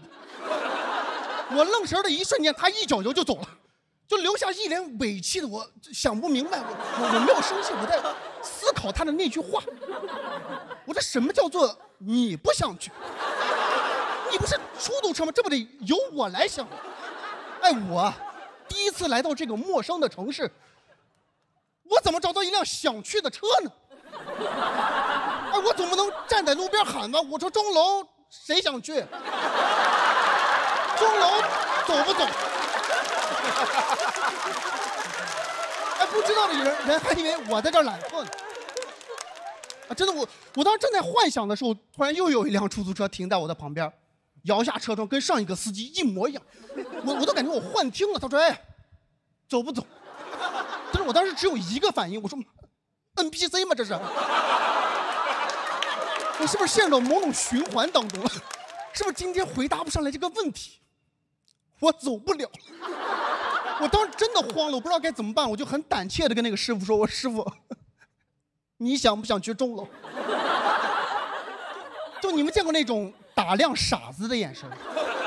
就师傅突然用那种看傻子的眼神，从头到尾这么看了我一遍，说：“我不想去。”我奇了怪了，还我想去呢，我想去兵马俑呢，你去不去？我就去了兵马俑。好，谢谢大家，我是龙猫，希望大家开心，谢谢各位。大家好，我叫夏夏，我是一个不自信的人，而且我发现啊，不只是我这样的普通人不能承认自己的好，哪怕那些已经很厉害的人也不能承认。就比如说张艺谋，他足够牛，牛了吧？我之前看过他一个采访啊，然后就有现场观众嘛，然后说。张导，您是我心中最好的导演呀！这个时候，张艺谋啊，天哪，他可是张艺谋啊！我明显感觉他脑袋嗡一下呀，赶紧退后2步呀！没有，得到大家的喜欢呀，纯属幸运。他得这么说呀，这样说比较体面，对吧？如果大家夸他说张导，您是中国最厉害的导演，这个时候张艺谋说，怎么不算呢？他要是敢这样说啊，他不敢这样说。我就是一个带着人工心脏说脱口秀的那个王十七，大家还记得吗？摇头的是不是没想到我还活着？我就到了 ICU 以后，体会到了脱口秀的力量。我刚躺进去，旁边有个大哥。不知道在哪啊，打听到我会说脱口秀，摘了氧气和我说：“老弟，听说你会脱口秀，给咱来一段呗。”啊，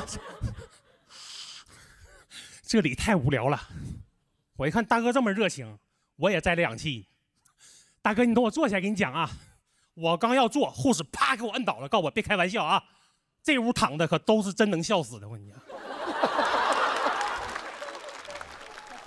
大家好，我是周奇墨啊，也不算好朋友了，一般朋友，开玩笑啊，其实最近呢，总会有观众问我啊，说周奇墨怎么总感觉你上完脱口秀大会第4季以后就没啥动静了啊？为啥？啊，其实原因也很简单哈，就是我总想起那句老话，枪打出头鸟。所以呢，我就有意识地往后撤啊，跟其他鸟看齐啊，让其他鸟先上。我甚至想好了，什么时候一旦猎枪响了，有鸟掉下来，我再站出来。答得好，我早就知道它不是什么好鸟。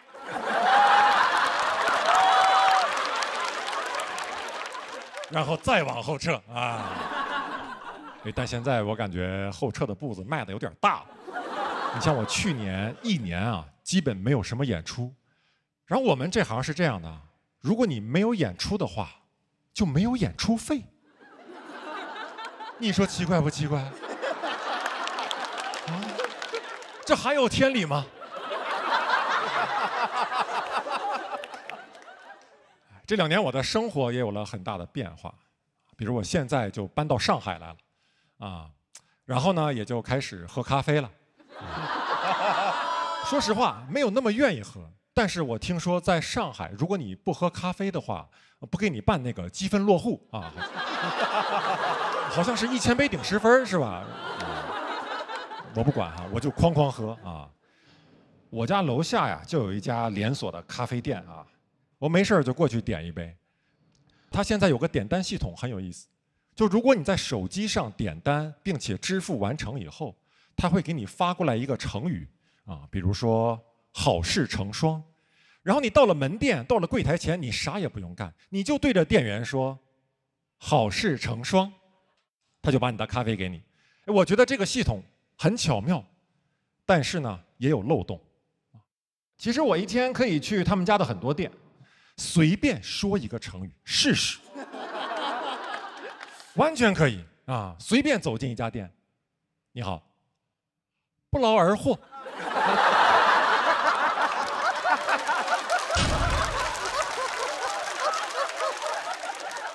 没有吗？啊，那可能是我记错了。你试一下那个歪打正着，你看看。也没有，啊，也没有。要不你再试试死缠烂打呢？啊。服务员说：“这样吧，先生，我这有杯臭不要脸，先给你吧。”啊，我到了上海以后，我爸也过来看过我啊。他从东北那个小城市过来，对于上海这种大都市的文明啊，他非常不适应啊。我们整栋楼所有的快递平时都是放在1楼大堂，我爸第一次看见就愣住了啊，他就问我：“快递就这么放着？”我说：“啊。”随便拿。我说也不是随便拿，你得拿你自己的呀，而且那边还有摄像头。我爸说啊，摄像头，摄像头倒不是问题，摄像头。你先上去吧，我还有点事儿啊，我还有。当然，我爸这个事儿不是去偷拿人家快递啊，他是出去给我买菜。我爸一到上海就开始给我做东北菜，第一道排骨炖豆角。哇，我在上海这么长时间，我能吃到一口地道的东北菜，那个感觉非常复杂。就那一口下去，我就感觉我的小学、我的中学、我的前半生啊，都在我脑海中闪回啊，就跟那种濒死体验一样啊。就那个时候我才意识到，豆角没熟。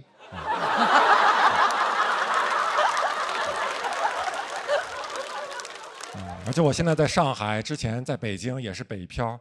我发现我跟我之前在东北的同学联系越来越少，就有的时候跟他们聊天啊，会让我有一点难受啊。比如我有一个初中同学哈，我们已经很多年没有见面、没有联系。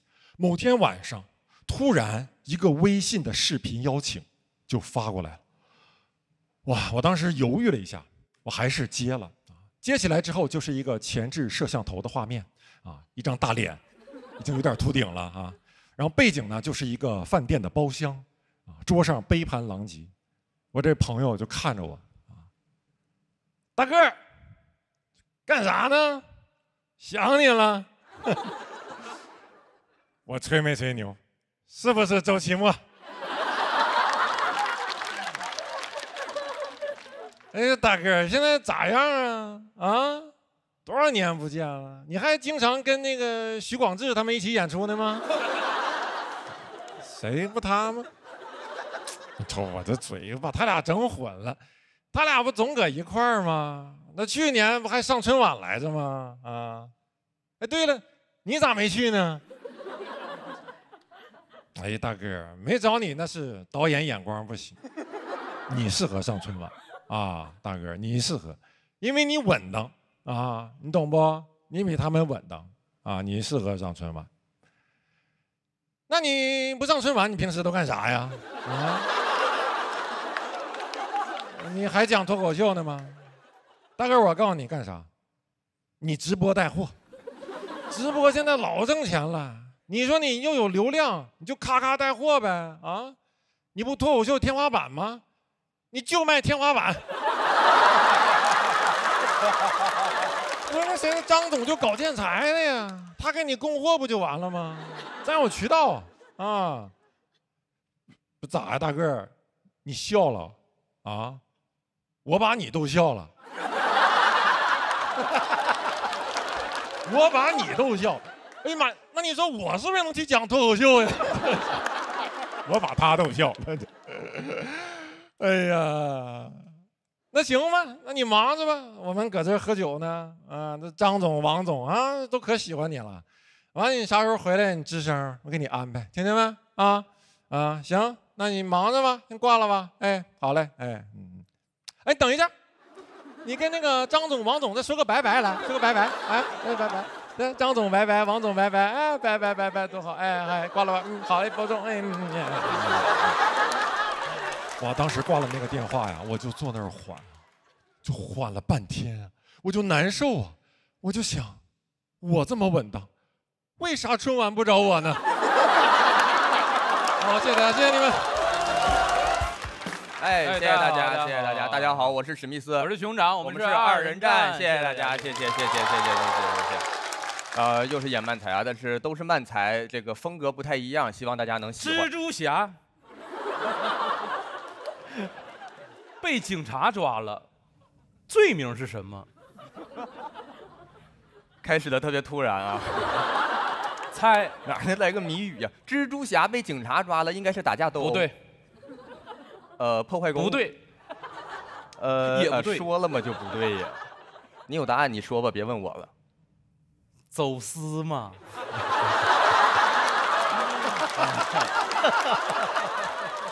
好啦。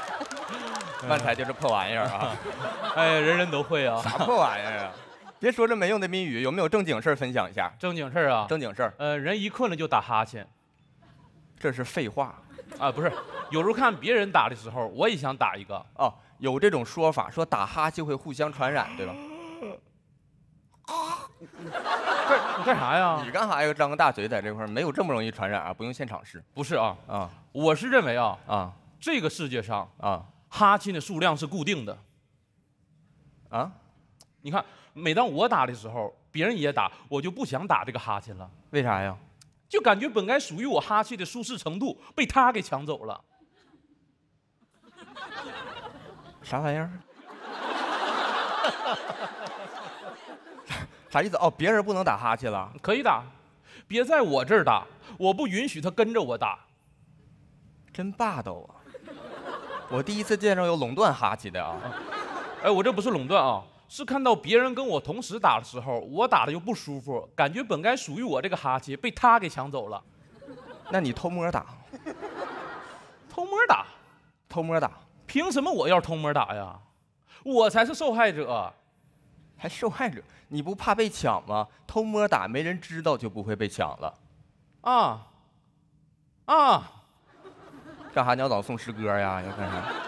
那你是不是会对那些被抢劫的人说肯定是你炫富了才被抢的？哎，不是。是不是会对那些被家暴的人说肯定是你出轨的才家暴你的？哎，没有。是不是会对那些被骚扰的女生说肯定是你裙子穿得太短了才被骚扰的？哎，我不是这意思啊，我不是。朋友们，我不是这，你别给我扣帽子啊，我不是这意思。反正我打哈欠被抢了，我就得反击。还难受就得反击。对。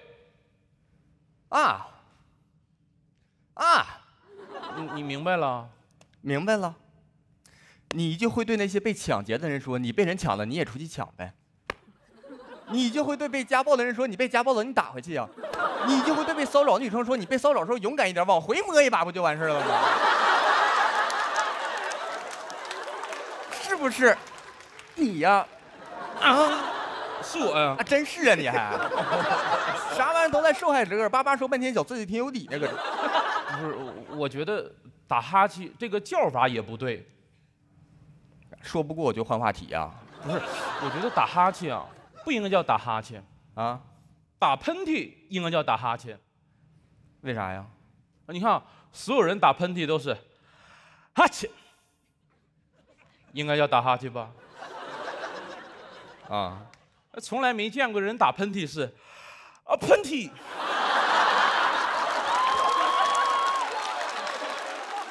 你觉得呢？什么乱七八糟？别说了，谢谢大家，谢谢。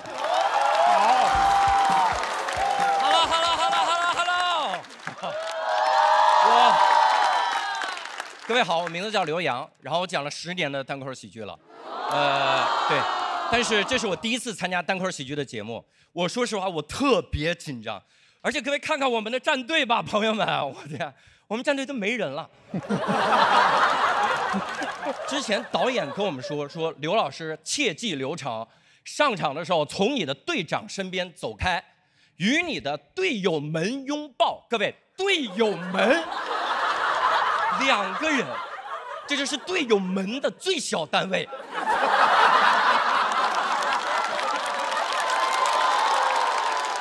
小罗要是输了，上场就说跟蛇儿姐打个招呼就行。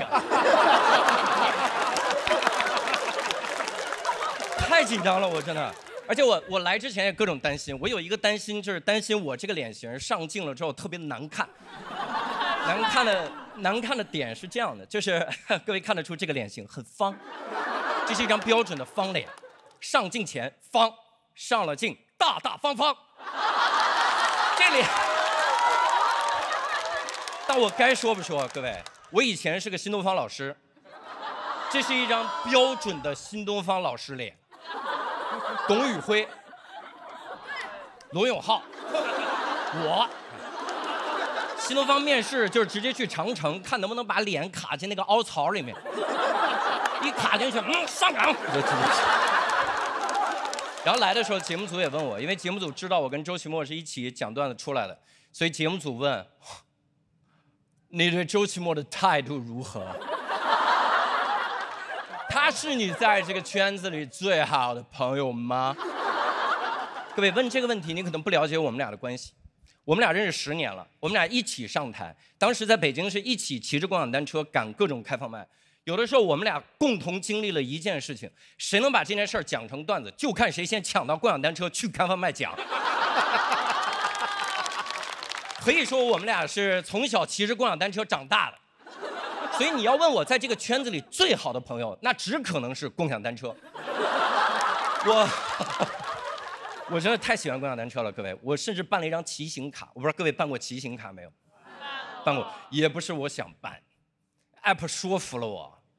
有一天我刚锁好车要支付，那个 app 跟我说不要付，你现在只需要花16.5块，办一张骑行卡，30天免费随便骑。我说那你可不知道我有多随便。我就办了一张骑行卡，各位，骑行卡有一种魔咒，你办了哪个品牌的骑行卡，这个品牌就从这个城市消失了，没了。我办了个某团的骑行卡，我一出门一辆黄车没有。我说这是刚刚扫黄来着吗？啥黄了都没有。感觉黄车一直在门口扒着，办了吗？办了吗？办了，快把我刷成绿色，刷成绿色，来不及刷了，报个蓝车吧，黄加蓝等于绿。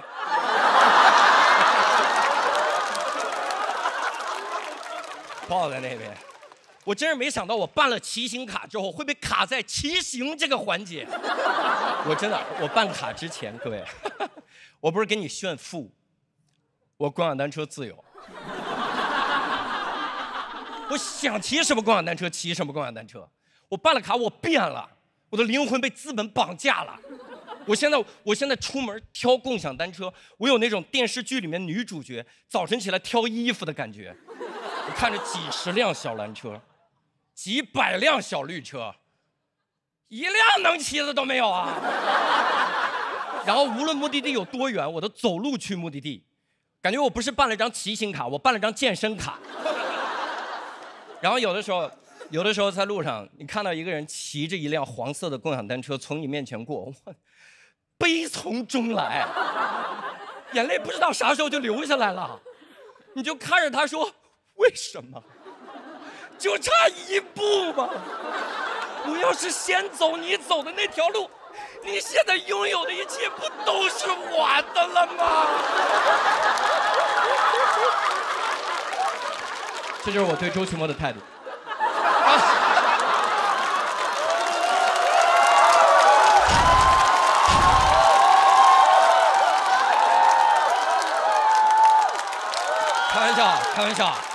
开玩笑的。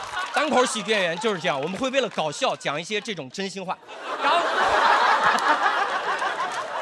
真的是开玩笑。我们俩关系非常的好，因为你得罪其他圈子的人也就是伤感情。你得罪单口喜剧演员，他真跟你抢共享单车，你回头抢还抢不过。然后有的时候，各位有一种情况，你看到一辆共享单车，你看到一辆黄色的车停在那儿，然后离你的目的地就100米，骑不骑？骑不骑？当然骑，还能便宜了资本。我骑，这100米我能骑多慢骑多慢。一路上我不是在骑车，我在品这辆车。慢慢的骑，可慢了，到目的地停都不停，围着转。转完了之后，转的时候双手撒把，哇！心灵奇旅。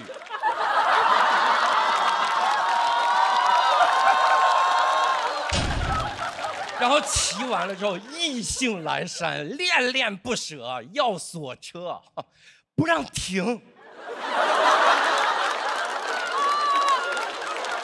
还得搜最近的停车点，一搜就是刚才那个地方，怪不得能找到车。再把这辆车骑回去停在那儿，再走路走到目的地，啥也没干，纯试驾这辆共享单车。有的时候真的锁上一辆车舍不得走，一步3回头，因为你不知道这辈子还能不能再见到黄色的共享单车。你就站在风中看着那辆车。你看着他，他也看着你，你不说话，他也不说话，然后忽然有一秒，你觉得必须要走了，你说走了，他说去哪里呀？去上班了。不上班行不行啊？傻瓜。不上班，你也要被吸走了。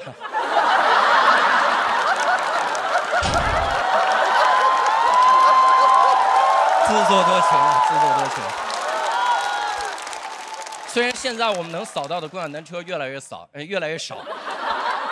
咱从头来吧。大家好，我叫刘洋。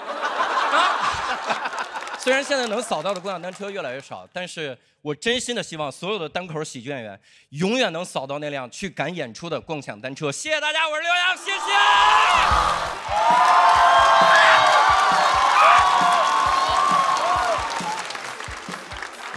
大家好，我是付航。很多观众都说我是猴，这个其实挺好的，但是现在有点心理不平衡，因为其他的脱口秀演员一提起来都是什么学历高、文本好，观众都说我通人性。平台也玩梗，别人都是什么情感类、搞笑类、颜值类，我是灵长类。但是我还是觉得这个挺酷的，但是有一些真正的困扰，真的让我感觉很不舒服，因为现在传的越来越邪乎，开始传我曾经咬过观众，我这个有点过分了。以前我演出的确有点疯狂，就是演出的时候老动不动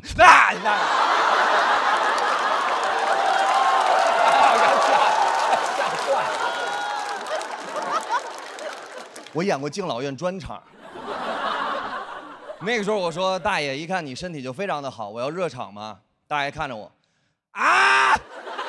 我说大爷，我大一点声，这是一个快乐的演出，看完我的演出把我的快乐带走，好不好？大爷说啊，我走了，给你带走。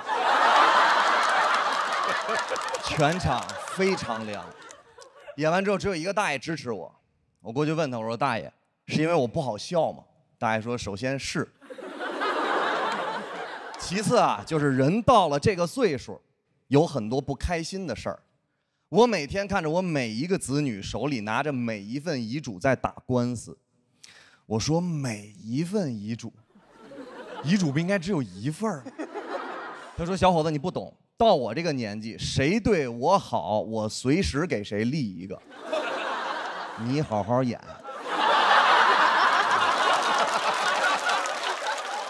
我喜欢你的激情，看你演出比种地都累。你从小就这么有劲儿吗？不是，朋友们，小的时候我其实非常的内敛，非常的害羞。那个时候我英文有点天赋，有一次考了全班第一，所有同学都说我是抄的，我根本不管他们怎么看我，埋头苦学了1个月，考了全校第一，所有人对我的态度都改变了，他们都说我偷卷了，他们说我是二里庄神偷。我更内向了，直到我爸妈给我报了一个非常疯狂的英文培训。当时呢，也是一个老师，当时的主题是 passion， 就是激情。我坐在第一排，像你一样，有点害羞。老师走了，看着我，苹果的英文怎么说？我看着老师，我说 apple。老师看着我 ，Give me some passion。我说 banana。我以为我答错了，老师看着我 ，I say passion， 我说大王饶命。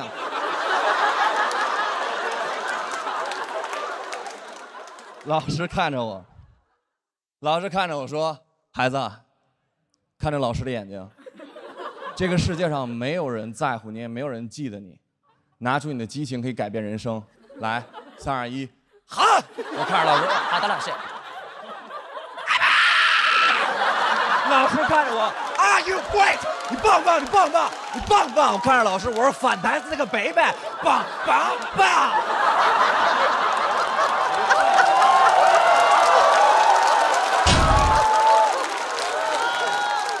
从那天开始，我就再也不害怕说英文了，朋友们。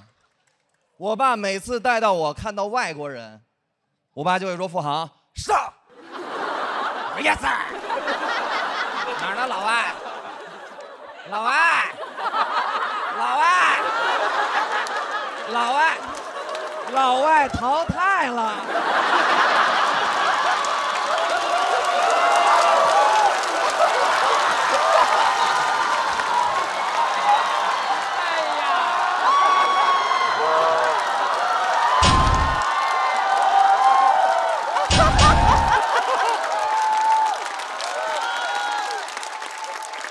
那个时候，有很多那些年轻人，他们英文都非常好，但是你们不敢说。你的英文肯定也很好，但是你不敢说。我懂，因为你们一见到外国人，第一反应就是就这样，What's your name？ 外国人因为你不够自信，故意装听不懂。啊，看你 ，Sorry, cannot understand what I'm talking about, man。经过培训的，就完全不一样。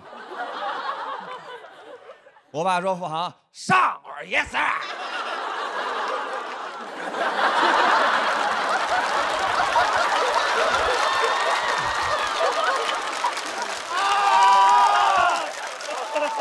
当时我过去看外国人，我说刚才问他什么？问名字是吧 ？Easy。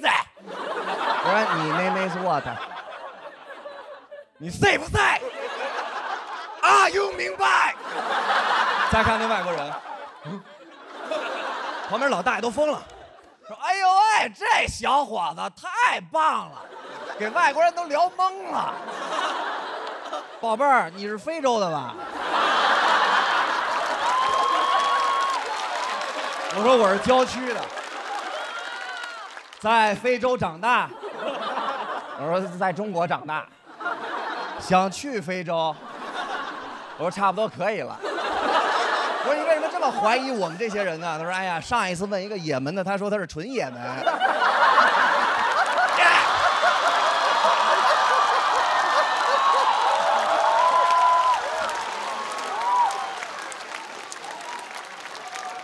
当时，老大爷说：“孩子，你太棒了，自古本地出少年。”我说：“自古本地还出少女呢。”来，小伙子，替大爷跟他翻译一下，问问他来这儿干什么。我说 ：“Yes sir。”我说 ：“You come here. Why？” 外国人说 ：“I come here for fun。”我说 ：“Fun，Thank you。”And you。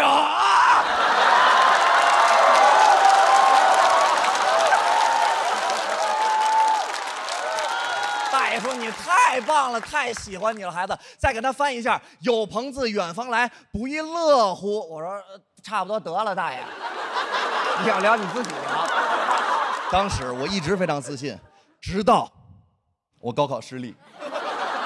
那时候高考一出分，我啪一点254。我跟我爸说：“我说爸，我考254。”我爸说：“太棒了，儿子。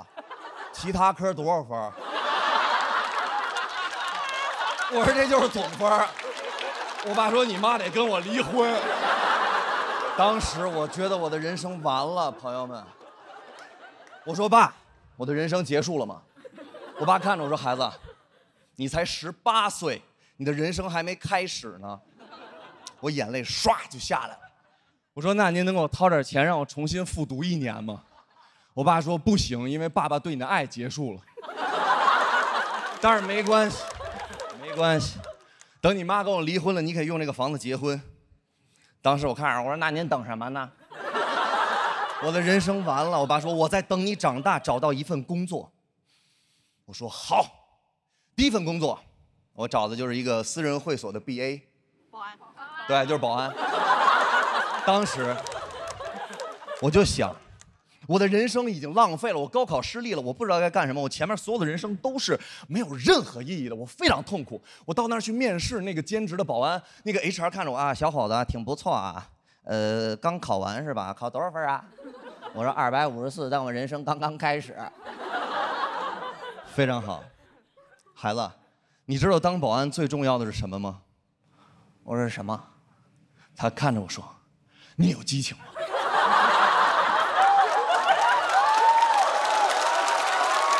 当时我眼泪真下来，跟我现在一样。我看着他说：“我说您说那不是激情，您说那是passion。”欢迎业主回家。朋友们，激情改变人生，听懂？掌声！